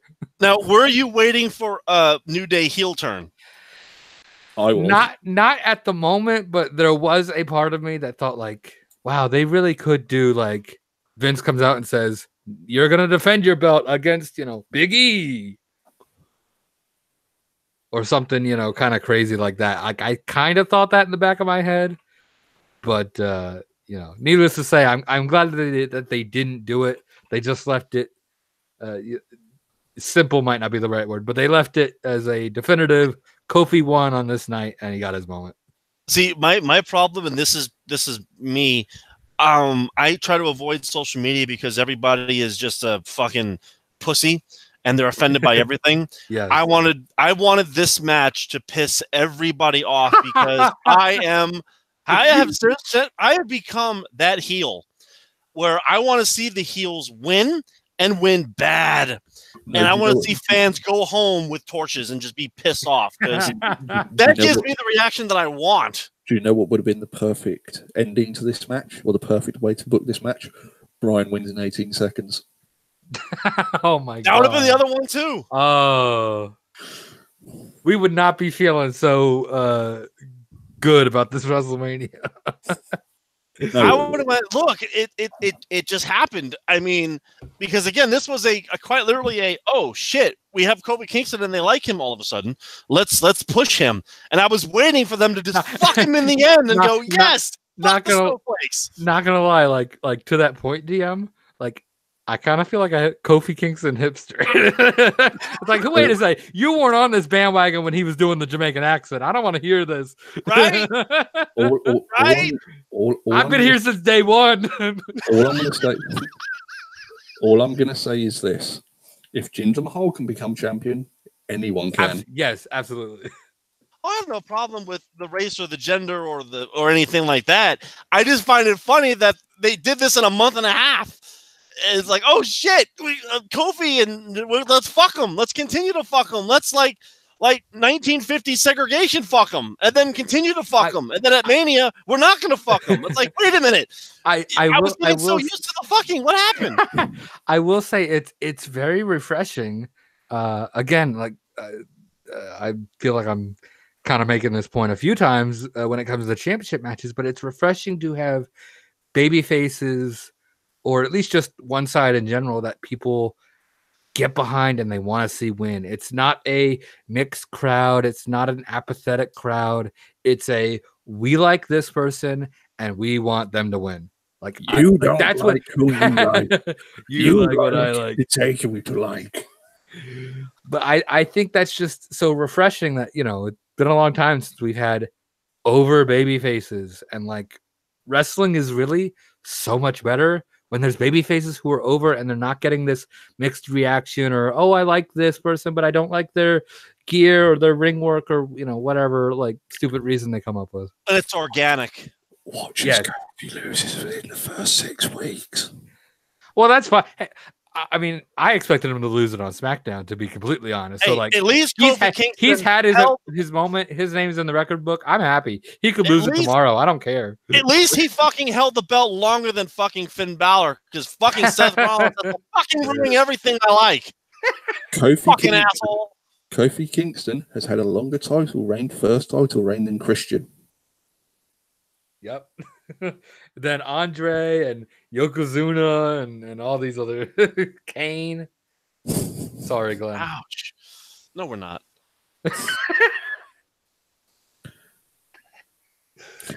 So the next match we had, segment, I should say, is Samoa Joe and Rey Mysterio, which, what was the point? Well, yeah,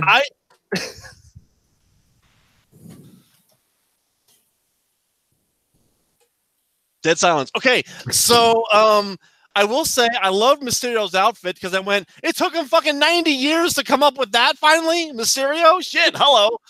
But then the match, I got up, got a drink of water, sat down, and the match was over. And I'm like, that was it? What the fuck happened? But I remember that on SmackDown, was on Raw, he hurt his leg. So is this in response to his leg being hurt, or was that just oh shit, that match went 7 hours long? Are you telling me he took his leg out from his leg? It's possible for the 18th time. It was probably a mixture of both. And this is one of those things where, like I said earlier, I'm so mixed on the quote unquote, you know, bloated card for WrestleMania, because on one hand I'd say, okay, you didn't need this match, right? It was 60 seconds. You know, it's not even like the belt changed hands. You could have done this on Raw or SmackDown. This didn't need to happen. But then I also say, well, you know, it's about time Samoa Joe gets on a WrestleMania. All I'm going to say is Joe is now better than The Undertaker. He is undefeated at WrestleMania. Is he really? Yeah, he's 1-0. He wasn't at last year's? Oh no, he was injured. Yeah, like they didn't include him in 33 for whatever reason, even though he was involved in a big time feud. But then last year he was hurt. So yeah, this is his first WrestleMania, and it's about time, and it's well deserved. Since we're already on the fucking topic, was it weird not seeing Taker at Mania? No. Yes. Wow, I got 2 different answers on that one. In the sense of, like, you know, there was no build up for it, you know. Yeah, it wasn't weird, but in the sense of, like, this is WrestleMania, and like he came out the next night anyway, so it's like, and he was there in the building, he was taking pictures with people, so it's like, You could have done that segment they did the night before. Well, maybe it's the fact that maybe Taker took a wrong. You know, when they said the road to WrestleMania, Taker took a divert and went to Raw. He was like, well, put it this way: how long would WrestleMania have been if Taker had an entrance?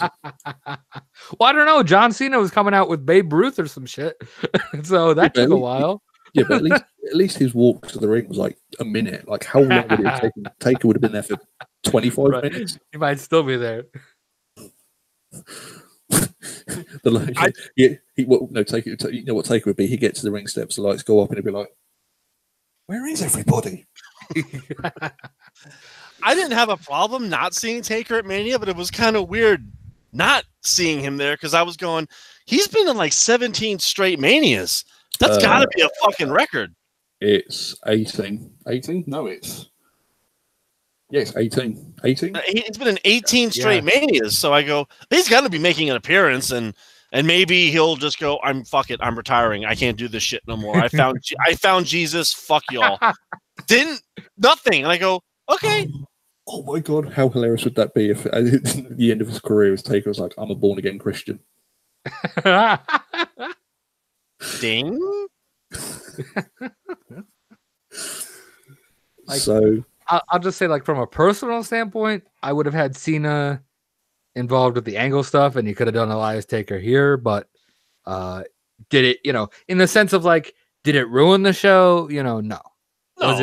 Was it disappointing? Like, from a personal standpoint, yeah, it was kind of disappointing, but it didn't like ruin the show or anything like that. I just kind of feel bad for Mysterio because he spent like an hour putting that gear on, and it took him 7.5 minutes to get down to the fucking ring, and he only lasted like 30 seconds in the match. I go, well, that's bullshit. Hashtag give Mysterio a chance. No, we already did. Twice. Booyaka, booyaka, ow my knee. Booyaka, booyaka, 5'9". No, 4'9". That's my height, yo.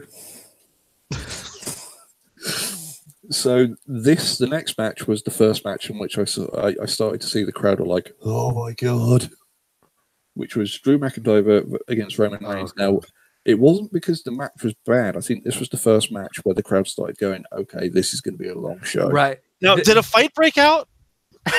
Not that I didn't see one, but it might have been more entertaining. Yeah, this is when, like, James brought up a fantastic point. This is when I started counting the rest of the matches, and I started like doing math in my head, like, okay, we have this match and that match and this match, and it's like I keep forgetting we have this match too, and then we have this match here, and it's like, oh, like this is when the crowd started going like, this is in for a long night. And then the match itself was just, it was a Raw match. It was a match you'd see on Raw. Like, I get why they had to have this match on WrestleMania. Roman's back. You're not going to leave him out. But, like, this really didn't need to be on WrestleMania. Now, apparently there were boos in this match, but there was a reason behind it, supposedly. Well, I wish I could give you more info on that. I mean, you were fucking there, so right. I can only imagine it was probably to do with the lights again, because I could see that being a thing. I'm not quite sure what else might have happened. Maybe somebody was trying to play with beach balls or something. But if somebody was, I certainly didn't see it. Fuck the beach balls! Get them the fuck out of here! You're fired. And I mean, you hit the nail on the head. It was a all right match, but nothing, of substance.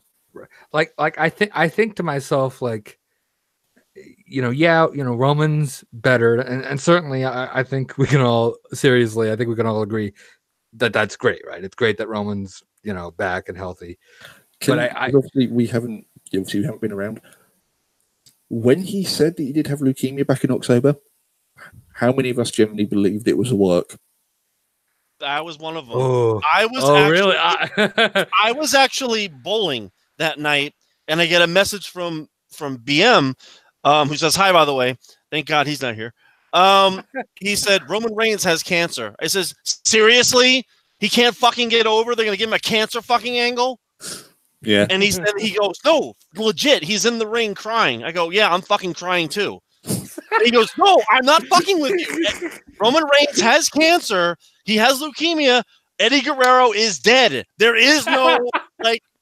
It was one of those angles where I go, it's a shoot, brother. I go, fuck this. It's a shoot. They've done pregnancy angles where they lose the baby. They've done blowing up Vince McMahon and he's dead angles. Why wouldn't they do cancer? And then I go, oh, fuck, he really does have cancer. Yep. Oh, shit. Oh, fuck, that's not good at all. That really sucks. But I'm glad I wasn't the only one, because when I first heard that, I was like, yeah, this is bollocks. And am I the only one that was a little weirded out that when Roman came down to the ring, and this shows how much I've been watching Raw, that the R symbol is a ribbon.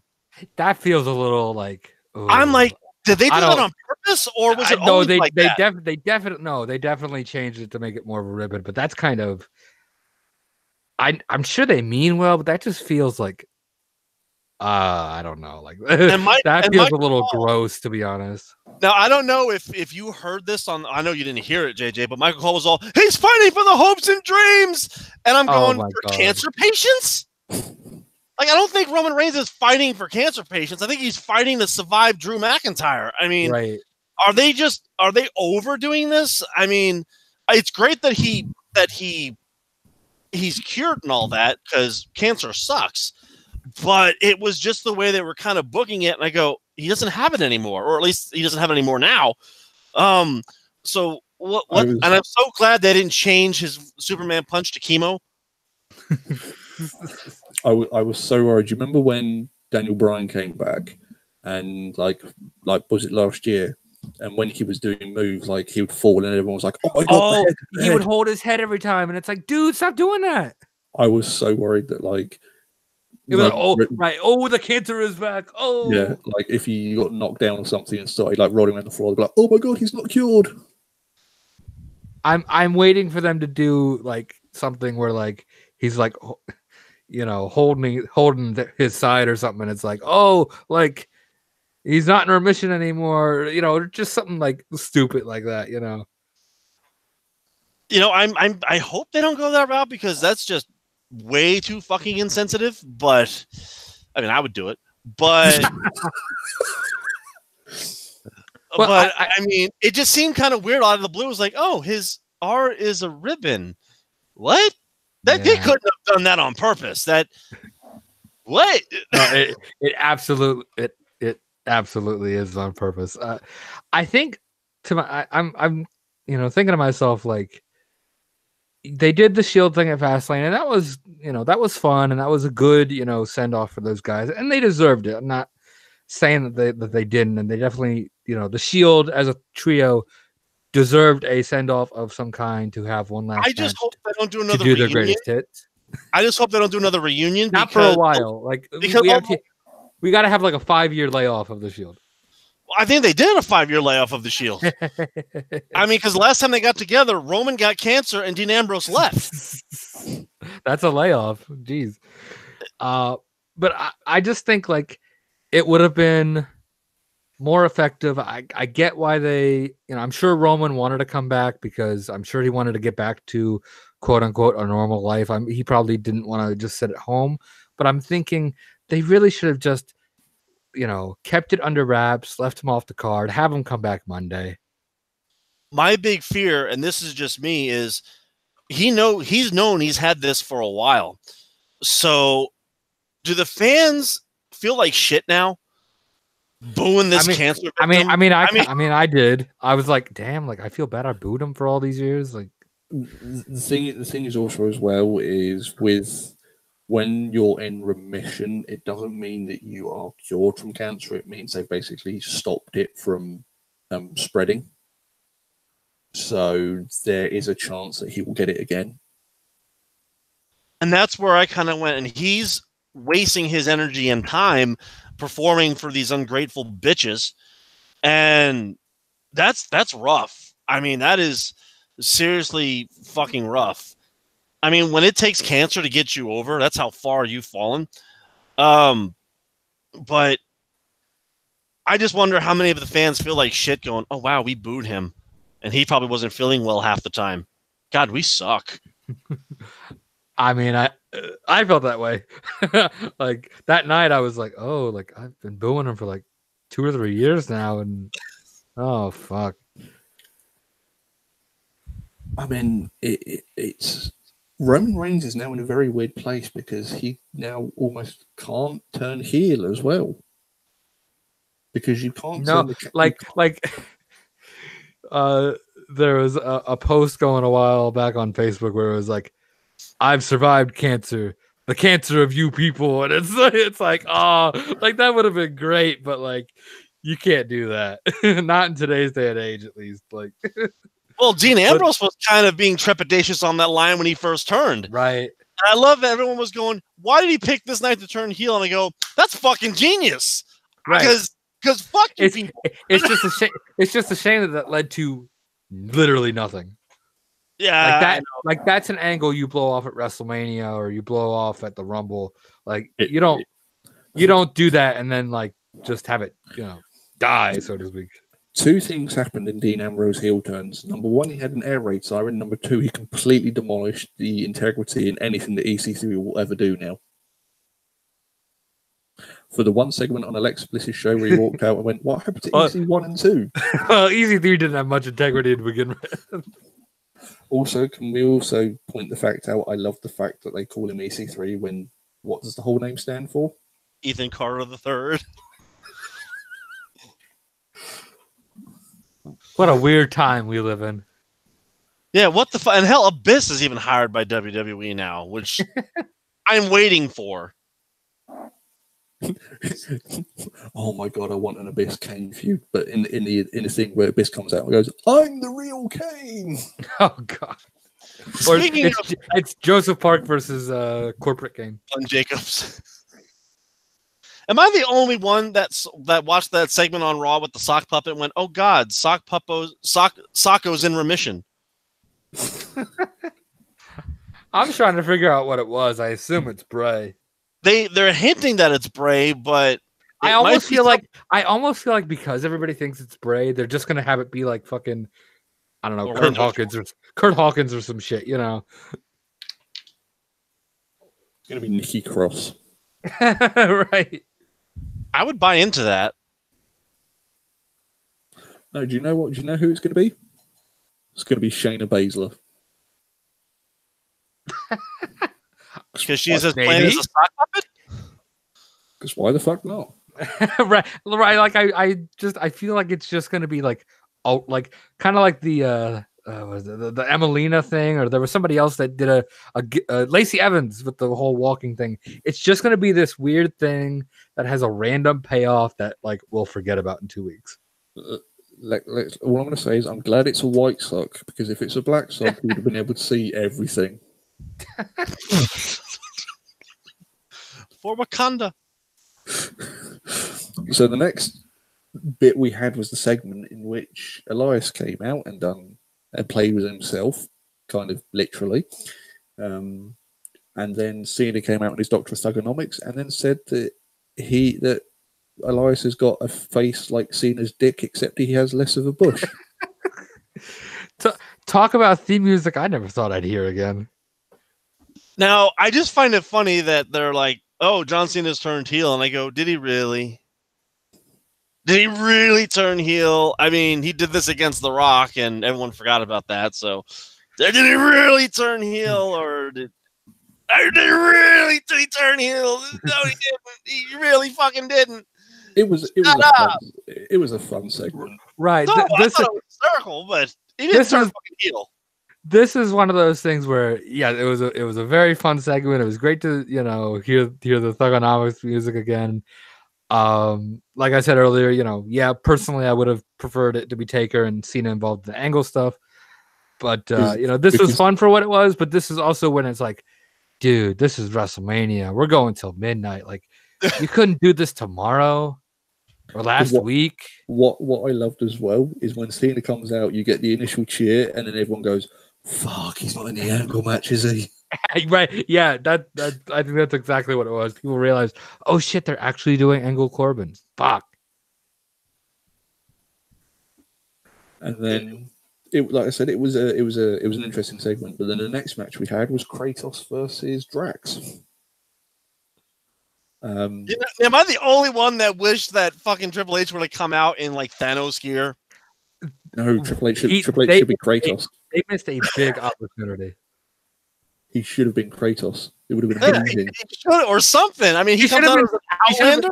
Come on. Should have been something other than, I don't know what his obsession with bikes is. I don't know if he thinks he's like the American badass, but like it's been 3 fucking WrestleManias in a row that he's had a bike. I don't give a fuck about your bike, Triple H. This wasn't a bike. This was Mad Max.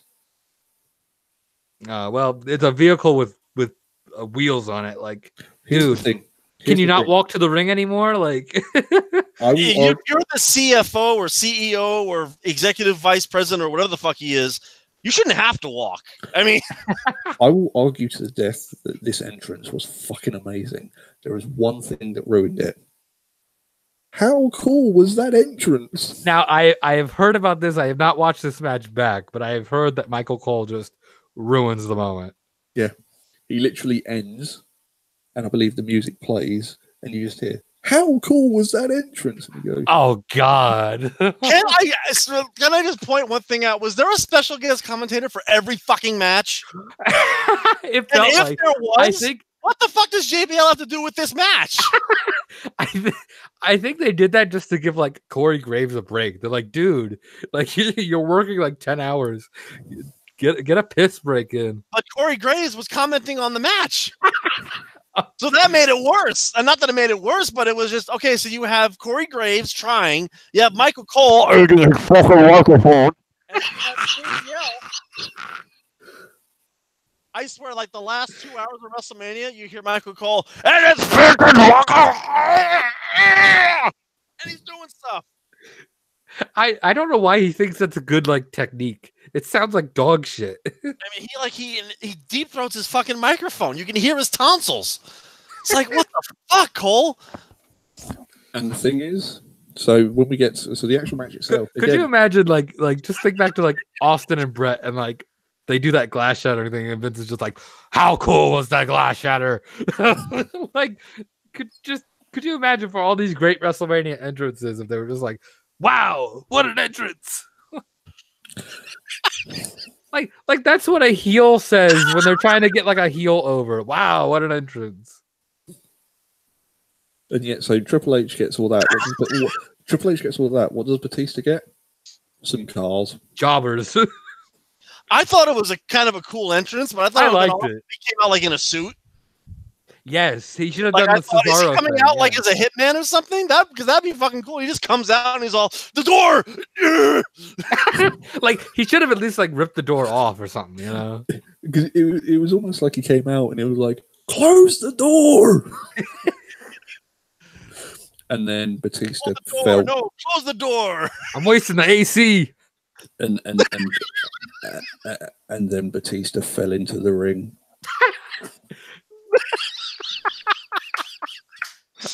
Now, I said, wow, that was a botch. And BM said, no, he didn't trip. The world tripped. Here's what makes me laugh, right? You have Drax, badass in Guardians of the Galaxy. Dave Batista, badass movie star. And he trips into the ring. He was moving so still, we couldn't see him. Like, there is literally never a worse time to trip than here at WrestleMania in front of 1 billion people. The best part is he trips, he then goes out of the ring and then gets back in it again. Well, the one thing, I don't know if the TV caught any of this, but the car that they brought out on the entrance, I don't know what was going on. They could not back this thing up to save their life. I don't know who they had driving this thing. He could not back it into the spot to get it off the stage. So Batista's looking around. He's like, what the fuck do I do? And he just starts walking around the ring, slowly taking each step, as they're trying to get this car back into the stage.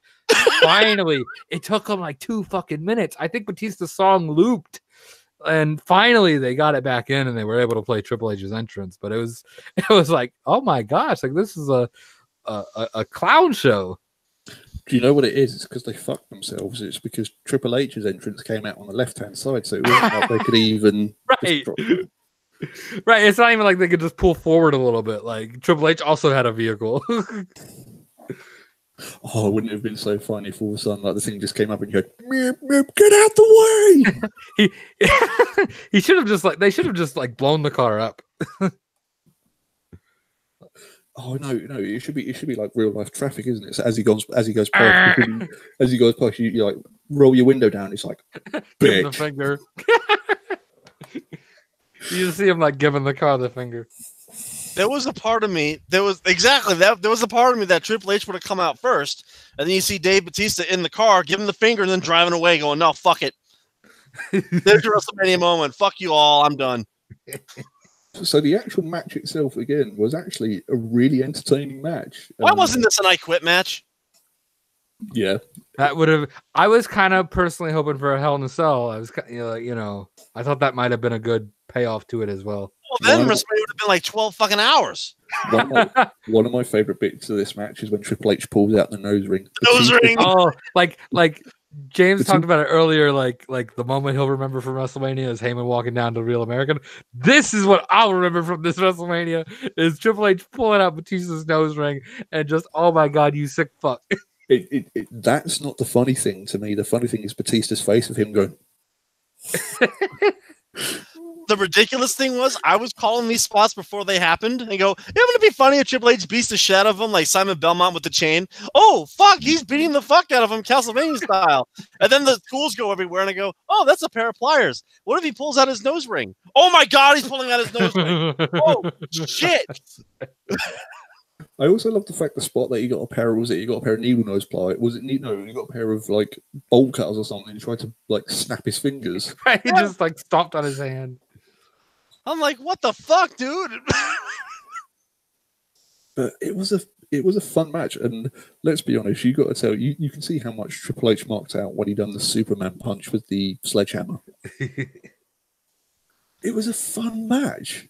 I enjoyed it. It wasn't as good as their first encounter. Oh no, back in 24 was it or 20? No, 23. 21. 21. Wow, that's shit. But for men their age, they did all right. And I don't want to hear, and Triple H has to go around burying fucking people. He buried fucking Taker in the fucking desert, and now he's burying fucking Batista, and he's burying. He's got to fucking win. Well, yeah, he's allowed to win one fucking match. Also, it's like Batista wanted him. Like Batista has said for years, "I want to go out on my back to Triple H." Like it's no secret. It's no secret that Batista wants to put Triple H over, and he did. Right. So I had no problem with it. I go, okay, cool. Drax lost to Thanos again. So, like, the only thing, like, I really enjoyed like the first 5 minutes of this match. I enjoyed the ending of it. It dragged a little in the middle, but like you said, for a guy who's 50 and 49, and a guy who hasn't wrestled in 5 years, and a guy who is just now starting to be able to train to get in a ring shape from a tricep injury, like. They did what they could. They did a good job. They didn't embarrass themselves, The combined age of the two people in this match, 99. Yeah, like you got to give them a little leeway. It was a little long. I agree with that criticism, but to me it was entertaining enough that it wasn't like, oh, go home already.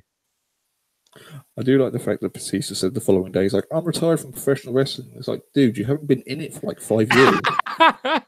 I'm back. I'm retired. No. Batista ego to the end. Kurt Angle's retired, not before I get retired.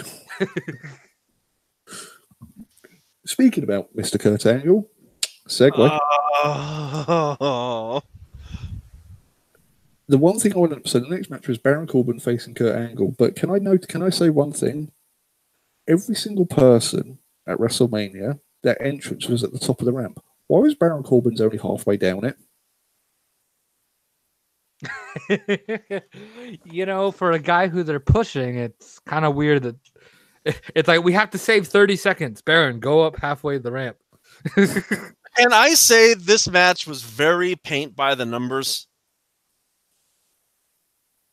There was not one moment where I went, "Oh, Kurt's totally winning." It was that spot, do that spot. He's gonna do this, he's gonna do that. 1, 2, 3. Okay, cool.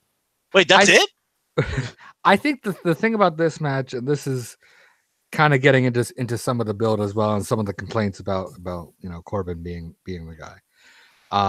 I like Baron Corbin. I don't quite care for his constable, but he's not the constable anymore kind of gimmick.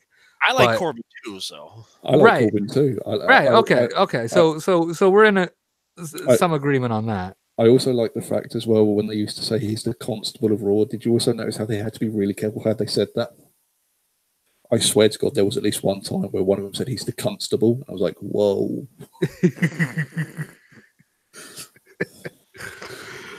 So everybody was like, "Oh, it should have been John Cena. It should have been John Cena." And I'm thinking to myself, like, look, I love Kurt, right?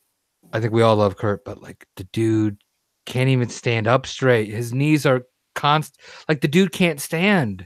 The dude can barely walk to the ring. Like this match was the best of Kurt Angle you're going to get in 2009. And it doesn't matter if his opponent was Chad Gable or Baron Corbin or John Cena or The Undertaker or Elias or whoever it was, right? This was going to be the Kurt Angle match that you got at WrestleMania. It really didn't matter who the opponent was. And I think a lot of people were shitting on Corbin because they're all, really? This is the high caliber match that he's going to go out on, Baron fucking Corbin? I go, he fucking chose him. I go, and Corbin is a damn good hand. And it has been an angle that they've built. No, but I did. They've built for 6 months in SummerSlam, like I think longer than that. Right. So it's like personally, I would have rather seen Cena in this particular role, but like if he can't wrestle, if he's not physically able to because of whatever, then Corbin is again, maybe not necessarily my first choice, but he's a fine choice. And they had a decent match, and Kurt got to have, a nice little moment going for the moonsault, and then he got beat. So this, and then he got his send-off, and the fans were able to chant, "You suck." This did not piss me off nearly as much as, like, some people were acting like it's the fucking end of the world. And I'm like... You could say it was almost the end of days.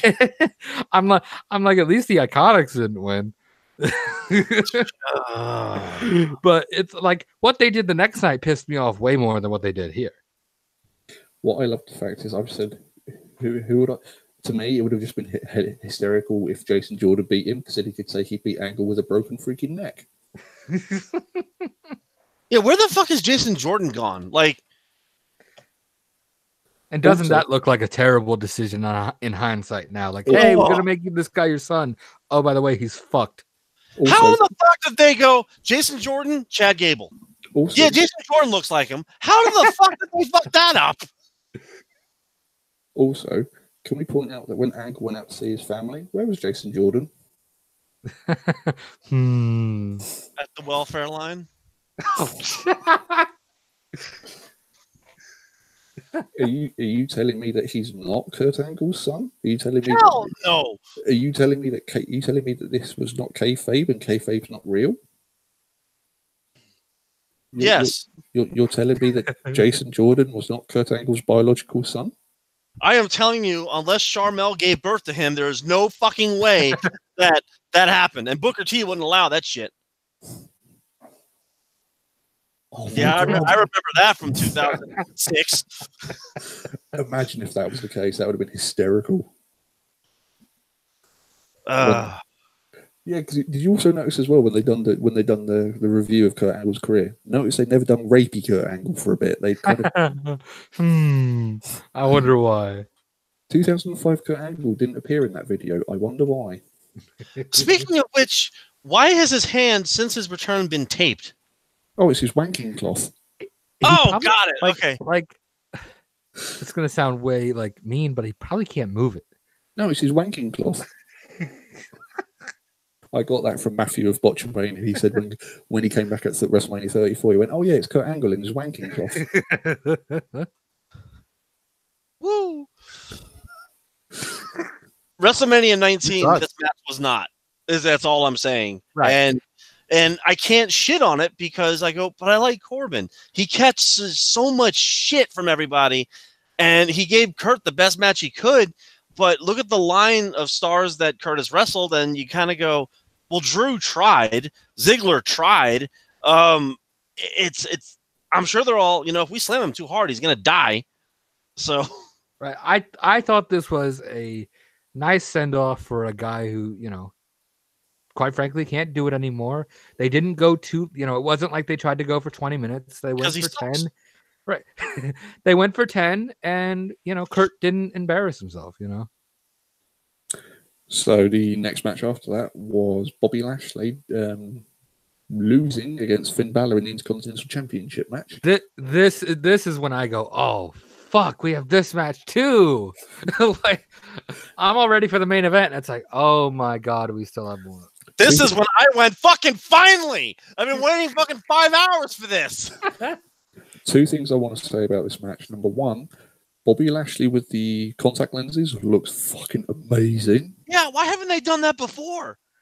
Number two, why is it that when Finn Balor faced Brock Lesnar, there was no demon, but when he faces Bobby Lashley, there is demon? Because Bowser hates black people. Okay. And let's be honest, this wasn't a match. This was a segment for the demons to come out. Yeah, absolutely. And I'm okay with this. But again, he's probably spent 2-3 hours putting on all this pain for like 5 minutes for like a 4-minute match. I am okay with this. Right. This is the point of WrestleMania where it's like, I'm really okay if these matches don't go long. Like, I don't need every single match on the card to be like a 20-minute match. There's nothing wrong with having a 5-minute match. Here's a face, doing the demon thing or doing, whatever it is, getting the blow off in a short little quick match. As far as I'm concerned, there's nothing wrong with that. So, see, I will say that Demon Balor just destroying Lashley really makes him look like $1 million. But it does kind of shit on Lashley a little bit. But it was around this. It was around this moment when I went, they have effectively, whether they realize it or not, invented their own Great Muta. This is why this works. True. It's not just that, but they've taken the shine away from Finn Balor being champion, because if he was going to be the champion at WrestleMania, why would he win at Elimination Chamber or whenever it was?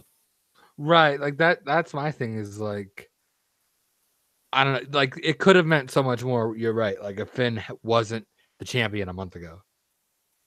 Well, I think where they were trying to do the whole pity thing, where he couldn't beat Brock, he can't beat Black Lesnar. It's like saying I can't beat Iron Man, but I can beat War Machine. I know that, and then they go, well, he didn't really beat War Machine. He beat Pepper Potts, aka whatever the fuck. What the hell is that guy's name? Leo Rush. So he didn't really beat Lashley for the title. So then Lashley beat the fuck out of him and got the title back. Like, okay, now let's see him really beat Lashley. And well, even then, like, doesn't that make Finn Balor look like garbage? Oh, you beat Leo Rush. You didn't beat Lashley for the belt. You beat his manager. But they're the ones that booked the match. So they're the ones. You're right. That look stupid. So I'm not angry at all. Finn is still on my fucking TV. I get to watch him, and I'm happy. This is a guy that I fucking handpicked years ago. Also, I've just thought, Finn Balor's entrance, if he's the demon, why is he coming from the sky? Because he's an anti-demon. But even as an anti-demon, you come from the ground. It's like the undead and a zombie. Maybe that's just Undertaker's thing. He goes, look, no. He has wings. I mean, Batman comes from the sky, so maybe that's what he was doing. I'm a bat. Also, Demon bat. The thing is, though, again, because the last time I saw the podium like that, when I saw that, I was like, Alexa Bliss? Like, what, is he a goddess now? As long as he stays on my television and stays champion, he can do whatever the fuck he wants. That's just me. You're not going to find anyone with a bigger heart on for Finn Balor than me, and I am not fucking afraid to say that. Probably except his other half. Okay, I'll give you that. Which I think is Charlie Caruso or one of the interviewers, I think. Seriously? I think so. So the whole him and Bailey thing isn't true? No. Oh, okay. No, Fuck it. Bailey's like engaged. Yeah, I know. We're married. We're both engaged to be married. Well, we all know what happened the last time someone be engaged to be married. It's when The Rock said that they'd done they done the Wisconsin wheelbarrow? Yes. And then 7 hours into this WrestleMania, we finally got the main event. Okay, can I just say one thing before we continue? One fucking thing. Good. Okay, so you have Joan Jett playing out Ronda Rousey. Oh, shit. Oh, fuck. Okay, cool. I think I know where you're going with this. Like a fucking badass. Like, oh, sweet. You have Charlotte Flair, who, by the way, is my fucking favorite here, coming in via helicopter. I'm like, oh, fucking sweet. She's coming via helicopter. Classic Flair. I can't wait to see what Becky Lynch comes out with. That's it. What the fuck? I mean, I think that plays great into the story of like, here's Ronda with all this pomp and circumstance, here's Charlotte with all this pomp and circumstance, and here's just Becky.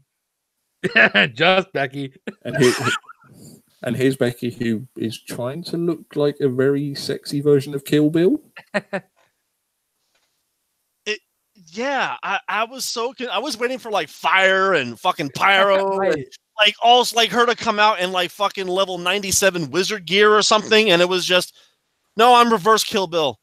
What? And smoke, by the way, steampunk and shit, I think. Yeah. I'm like, that's fucked up.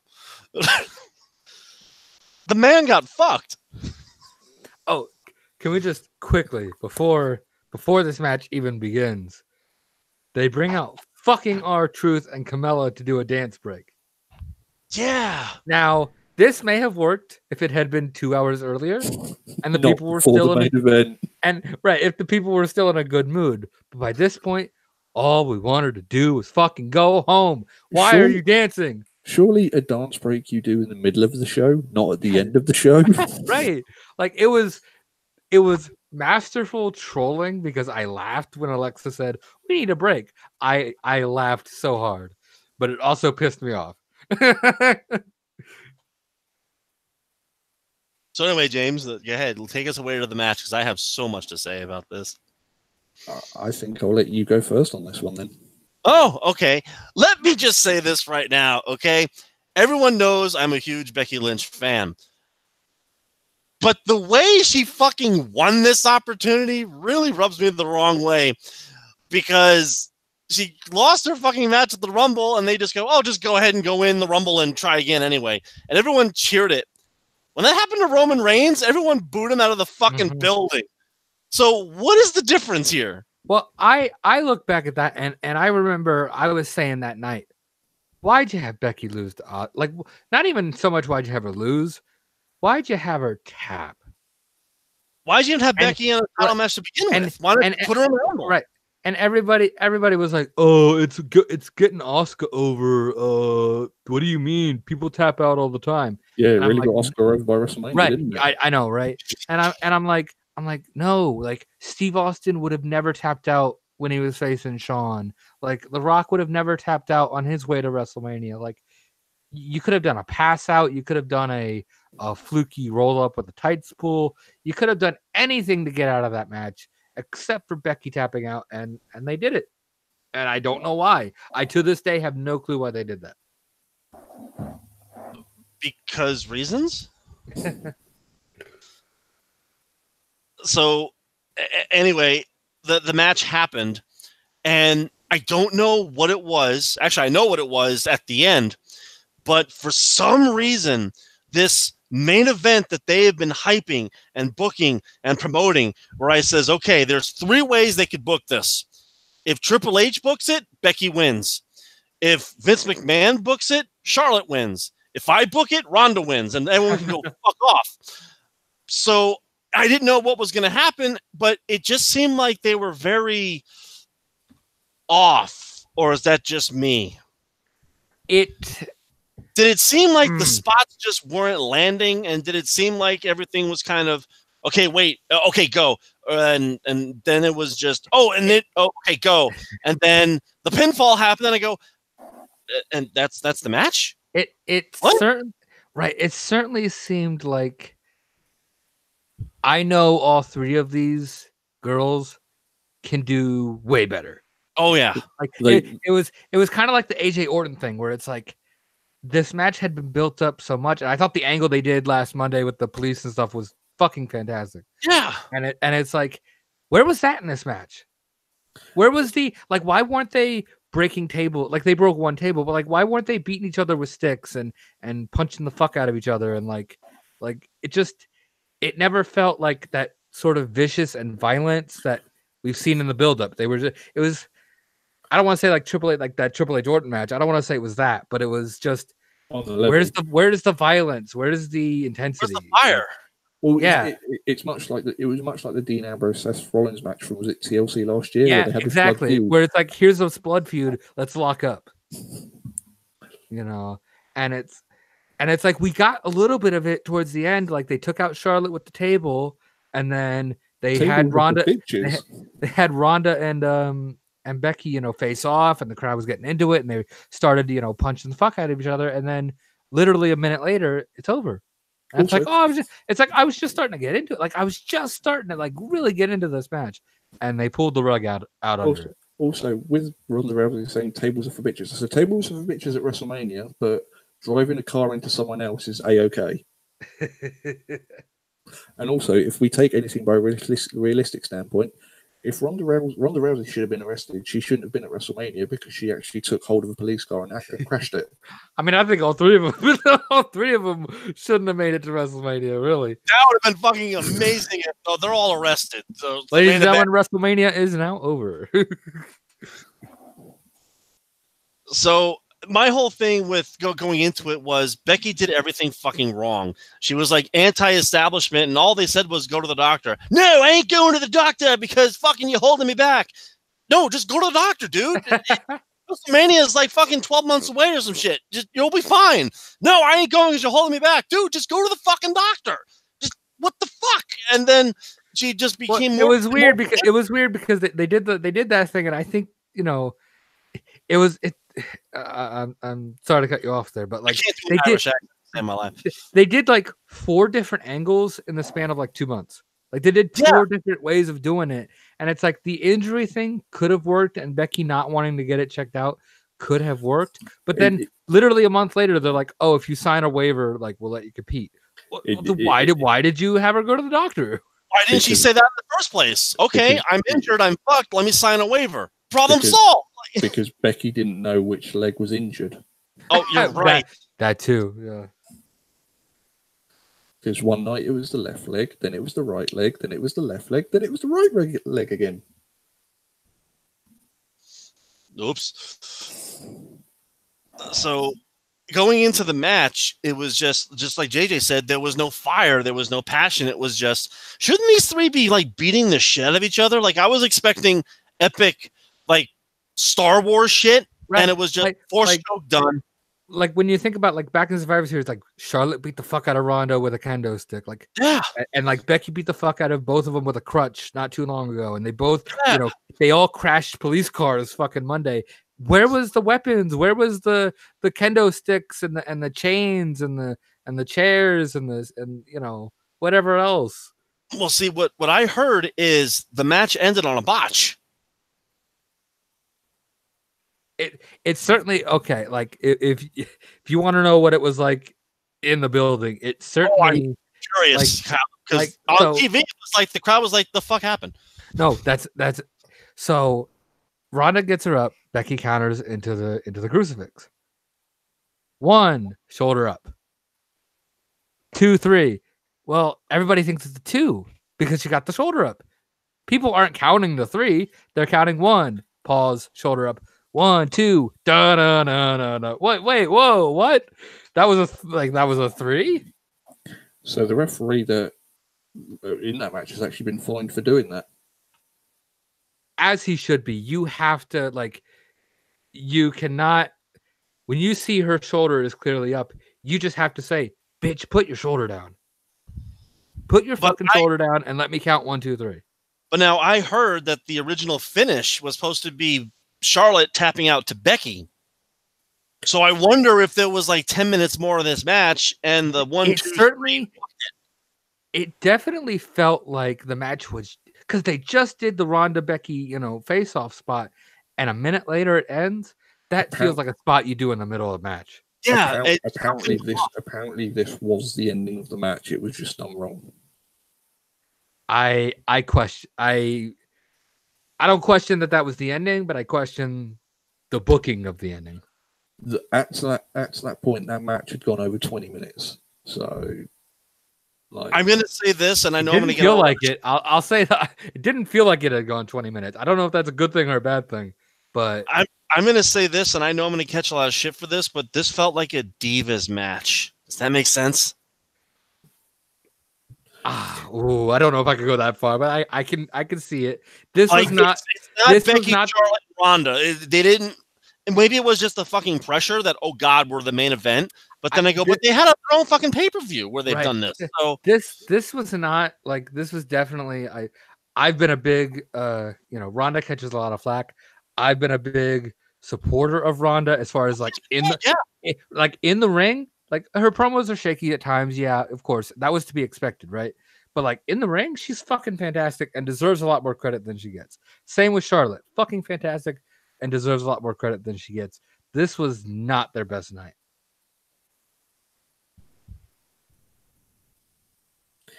It's hard because they're going to go down in history, obviously, as being the first women's main event at WrestleMania. So obviously that's a historical thing. But there's so much about it that is kind of tarnished in a way that it's. I posed this question, like, do you think we'll ever see one? And if so, how long before another women's main event WrestleMania? Do you think this, I don't want to say like completely failed experiment, because that sort of puts it down, but like, do you think this kind of sours WWE on the let's put women in every kind of main event I can see thing that they've been doing? I can see them doing one of two things. They'll either alternate main events. So 1 year it will be men's, 1 year it will be women's, 1 year it will be men's. Or it will be every couple of years they'll do one. I think it should be whoever has the most hype and the most juice. I agree. You know what I mean, if the women are killing it this year, they're going to get the main event spot.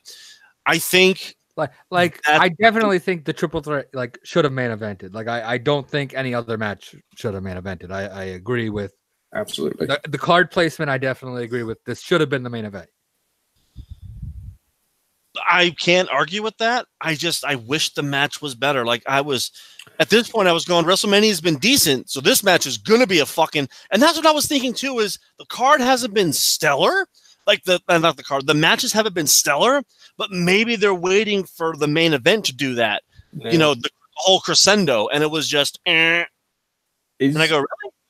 I think this match is victim of the length of WrestleMania. Because you got to think about it. They were in the backstage area for 7 hours before their match went on. That's a long time. Like they were in a stadium. The actual show was on for a quarter of a day before they actually got onto their match. Yeah, that's a hell of a point. But to be fair, how many hours is it before Raw starts?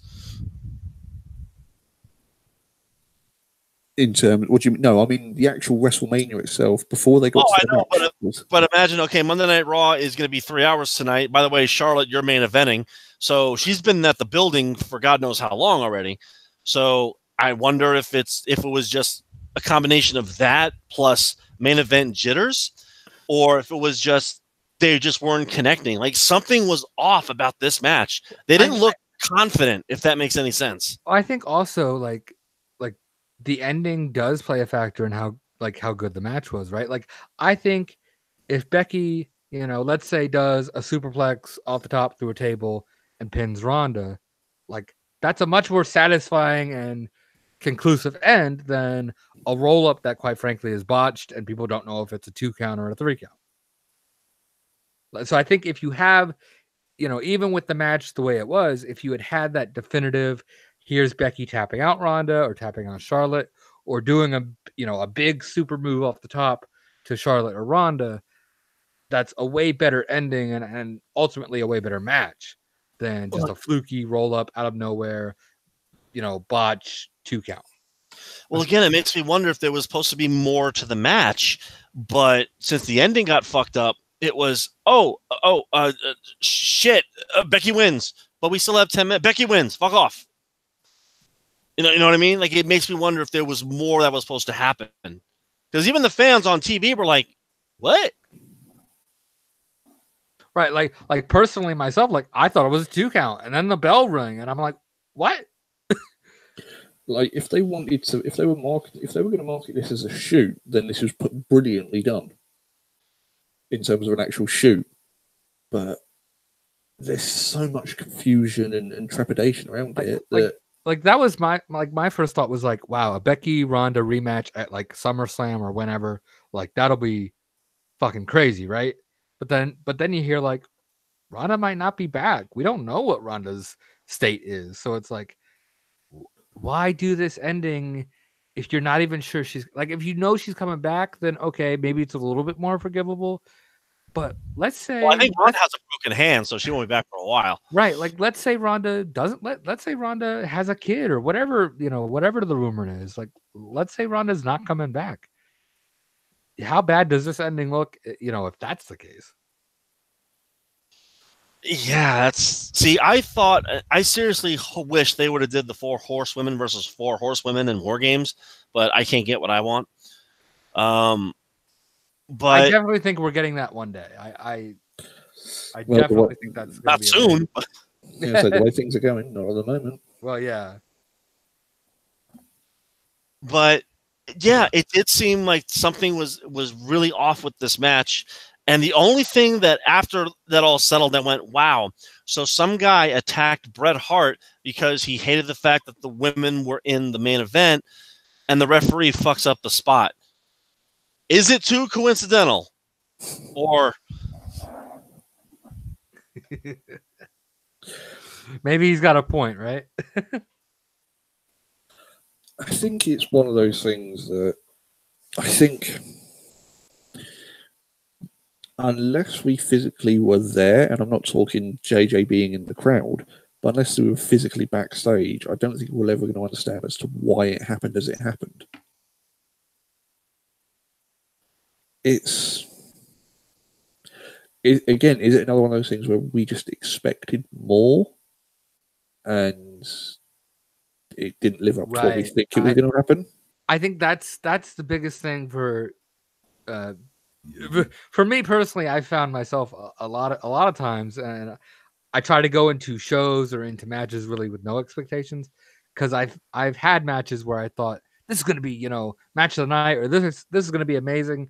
And even if the match is good, it's like not what I thought it was going to be, and I'm kind of disappointed. And then it's like everybody else loves the match, but I'm like, oh, I was kind of disappointed, and I don't like feeling that way. So like I try to go into matches like just clear mind, like. But I definitely think like this is a match that like you just expected more from. That they can do better. They have done better. They've done better, just in the last 6 months. And this is just an off night. I think, and this has always been my standpoint, especially for the last few years, whenever there's a takeover prior to a major WWE pay-per-view, whatever that pay-per-view is cannot outperform NXT. And I can't believe I'm saying this, but Takeover was a better show. And I know that there's going to be people right now in the chat room going, how fucking dare you say that? No, it really was. I think when you consider the length and the matches, I don't know. I don't think I disagree with that statement. Like when you look at the overall average of the match quality and the fact that the people who were there got to go home at a decent time. It's not just the match quality, but Takeover was produced brilliantly. It was a very slick, very well-paced show. Everything flowed, whereas at WrestleMania there were so many ins and outs and stops and starts. It didn't flow properly. No, it really didn't. And WrestleMania had 2 women's matches. Takeover had 1. So they only had 1 shot to get it right. And that Fatal 4-Way, I hate to say it, was a better match than the main event at Mania. And these are 3 women that are like at the top of the brackets. And they should have put on a much better show. Unless, again, that botch just derailed everything. And they're like, oh, no, we still have shit to do.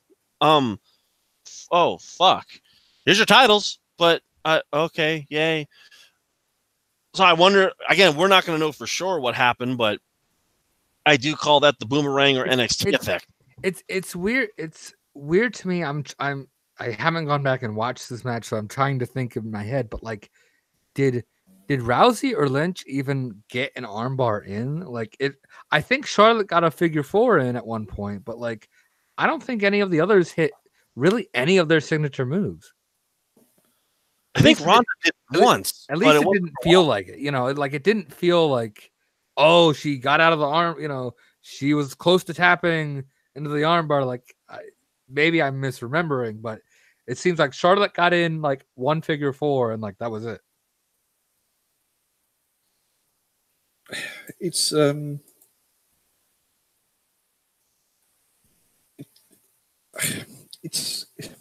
again, I think it's there are so many factors in this match, which I don't think we're ever going to find out what exactly has happened. And I feel bad for all 3 of them because absolutely, they're going to really feel the heat on this, I think. And the fact that Rousey definitely like the people who just hate Ronda Rousey and they hate Charlotte, like this just gives them all the fuel in the world to go like Charlotte's overpushed because of Ric Flair and Ronda was never that good anyway. And see, and I can't echo them because I go, no, Charlotte. No, I agree. It was not that great. Charlotte has gotten fantastic. I wasn't too big on the Ronda Rousey thing, but she's always put on a decent match and dedicates herself to her work. So I can't say anything bad about her. And Becky's always been good. So I think it was just bad circumstances. Everything just got fucked up. I wish like a bolt of lightning came down and said, well, that's why the match got fucked up. But it was just, all right, where's the fire and the police cars and the bullets and shit? So who's going to catch flack for this? I have no fucking idea. I think the best way to describe this is they brought a knife to a gunfight.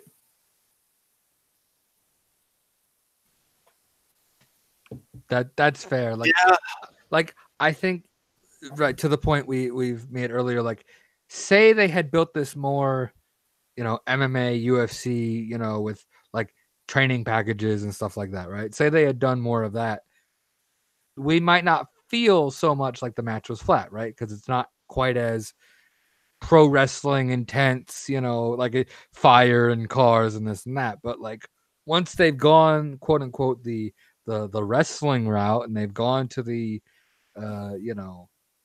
Hollywood entertainment buildup, if you want to call it that, then it's like, you got to give me some of that. You got to give me some, like we said, some weapons or some violence. You can't just give me a lockup.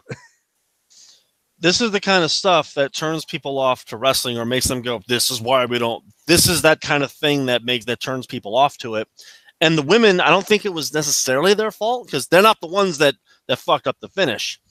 But I don't know. I hope this doesn't completely destroy the whole division. And they go, no, fuck it. They don't know what the fuck they're doing. Fuck them all. Right.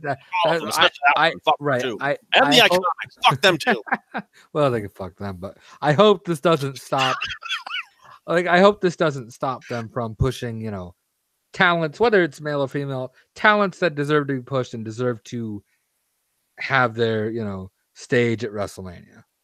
Like, I hope this, doesn't deter them from doing another women's main event. Maybe not next year, maybe not 2 years from now, but somewhere down the road when it is appropriate and deserved.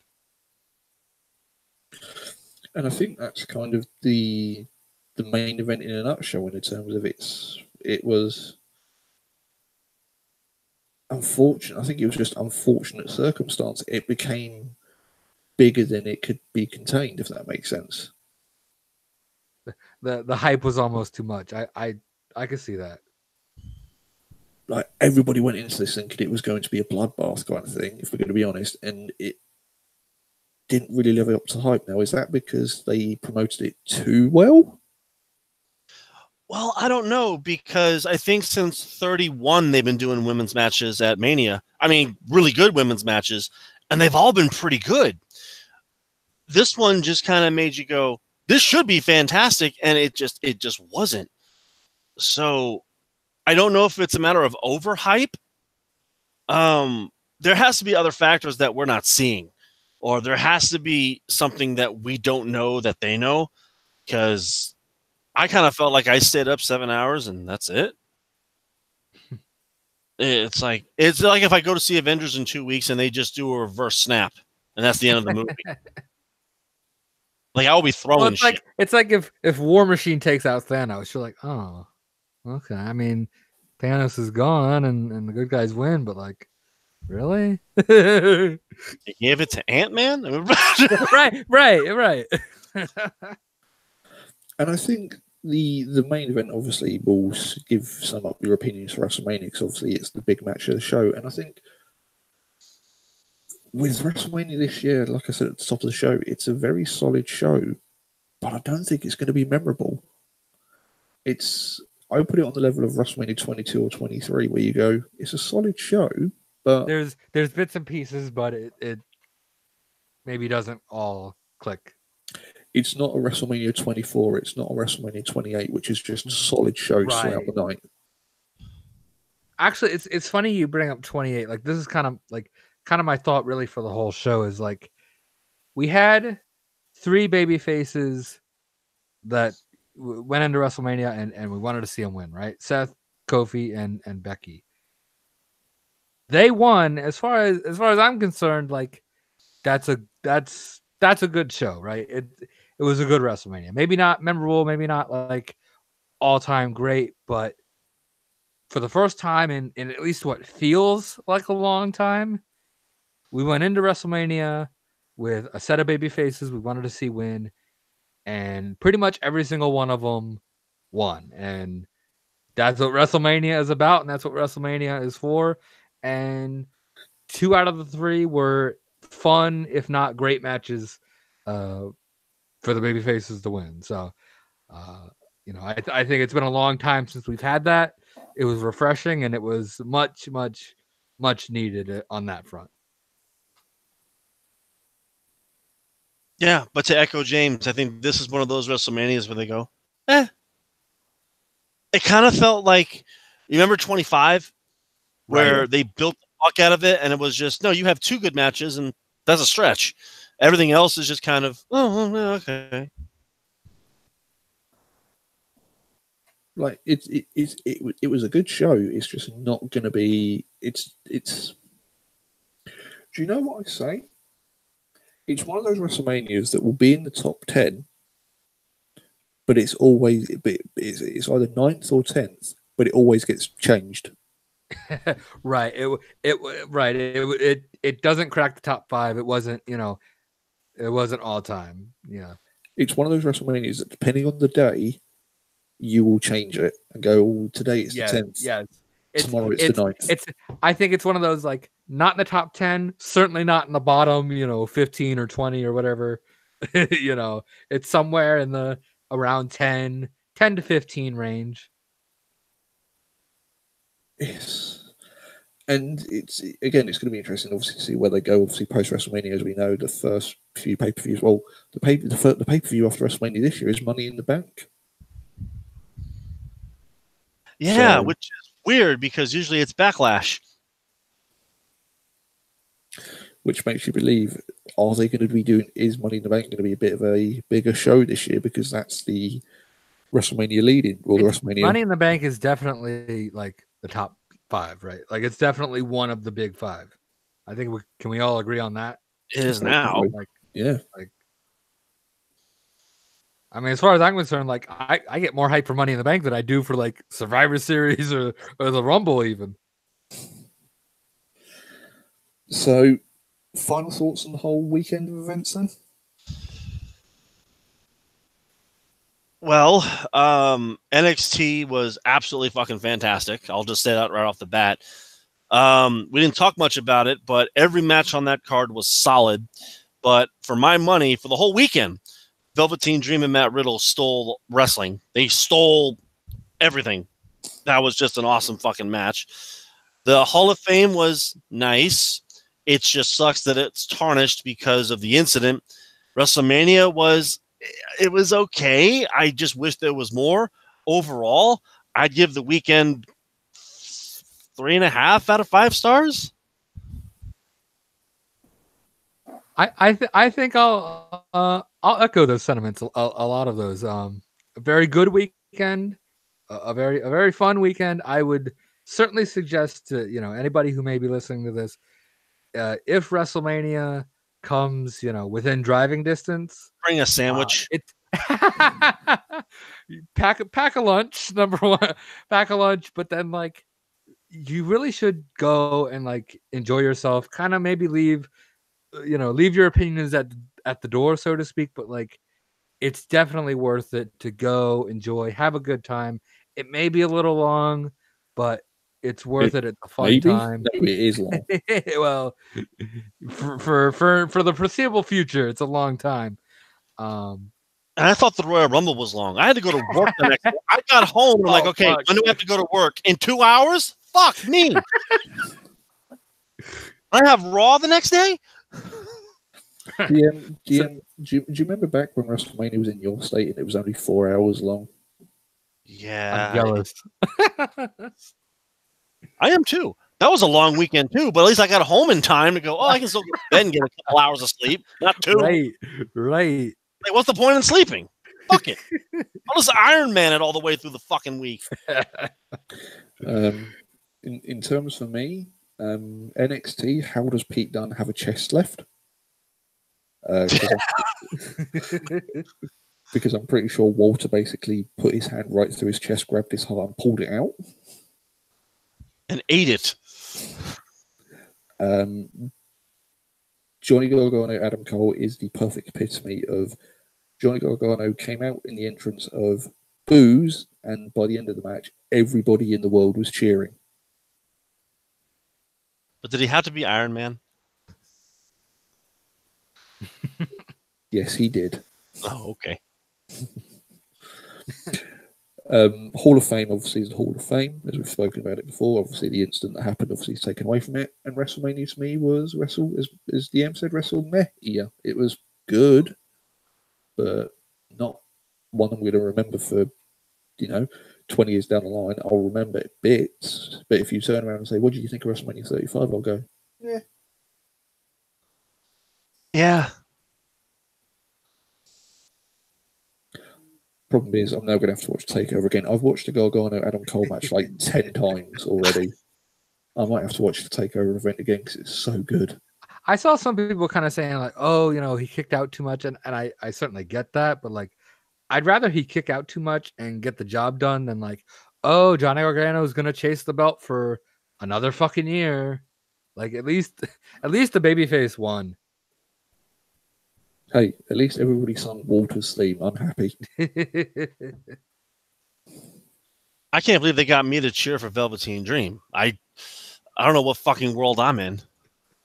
Well, it's simple. He's facing Matt Riddle.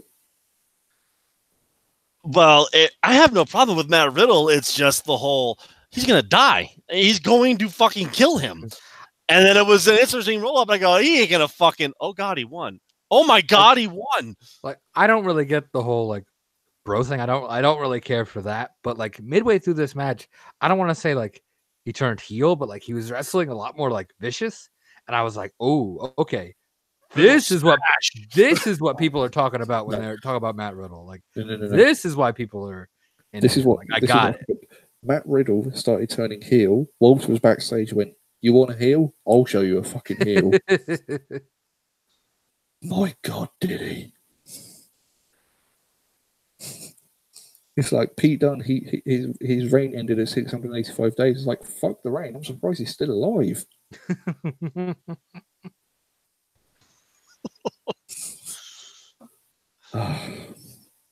So,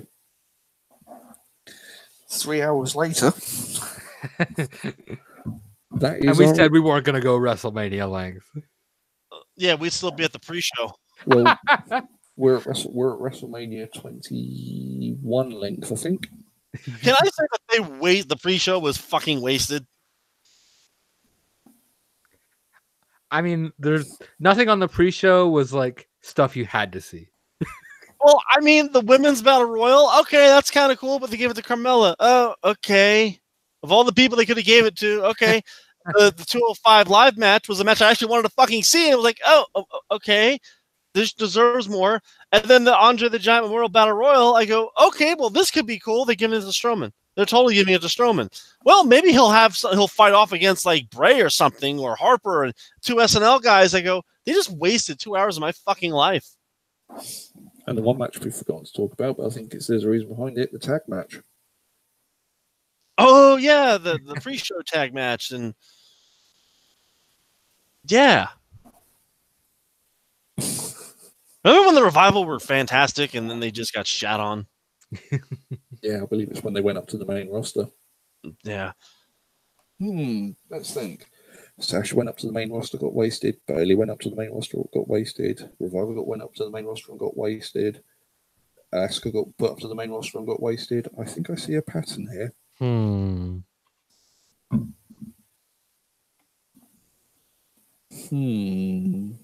Thinking emoji. Enzo got to the main roster and raped a bitch. So yeah, I can totally understand who was probably wasted. He's not Enzo, he's NZ1 now.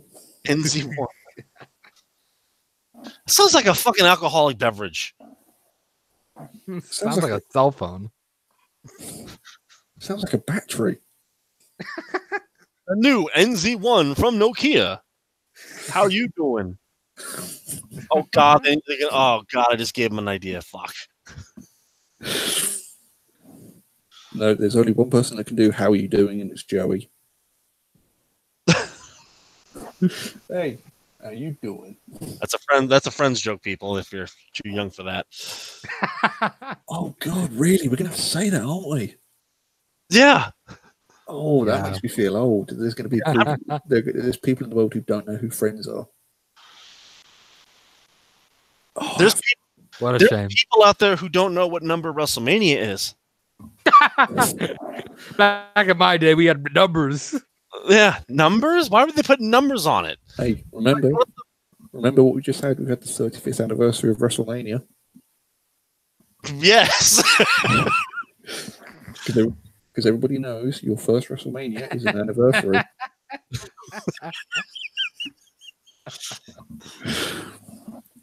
I love that WrestleMania 20. I think we done the review for WrestleMania 25, and it was about a half-hour rant of Richard and me just going, "It's not an anniversary." And next year, it's Wrestling Goes to the Caribbean, so that should be fun. If next year WrestleMania pirate ship. There was a part of me that when I saw the ad for the ship, I go, "Did Disney buy out WWE too?" WrestleMania the ride. If WrestleMania next year is not a pirate ship set, I want somebody to be in the crow's nest and slide down the pole as an entrance. That's gonna be Kairi Sane. You know, she saw that banner and went, "Oh fuck, I can do shit with this." Or I call it now, the ultimate Shane McMahon spot, jumping off the top of a boat. If they don't have a falls count anywhere match go into the ocean, they have failed. I already told BM, hey, you might finally get that underwater electric piranha cage match that you wanted. Or how about this? The fantastic return of Paul Burchill. I will mark out for that. Yes. Who else? Who else done pirate characters? What else kind of pirate characters? Jean-Pierre Lafitte, one of the Quebecers. Oh my god, no! I know what they're going to call it next year. Oh, just thought what they're going to call the show next year, and it is going to be the most cringeworthy name. WrestleMania R. Oh God.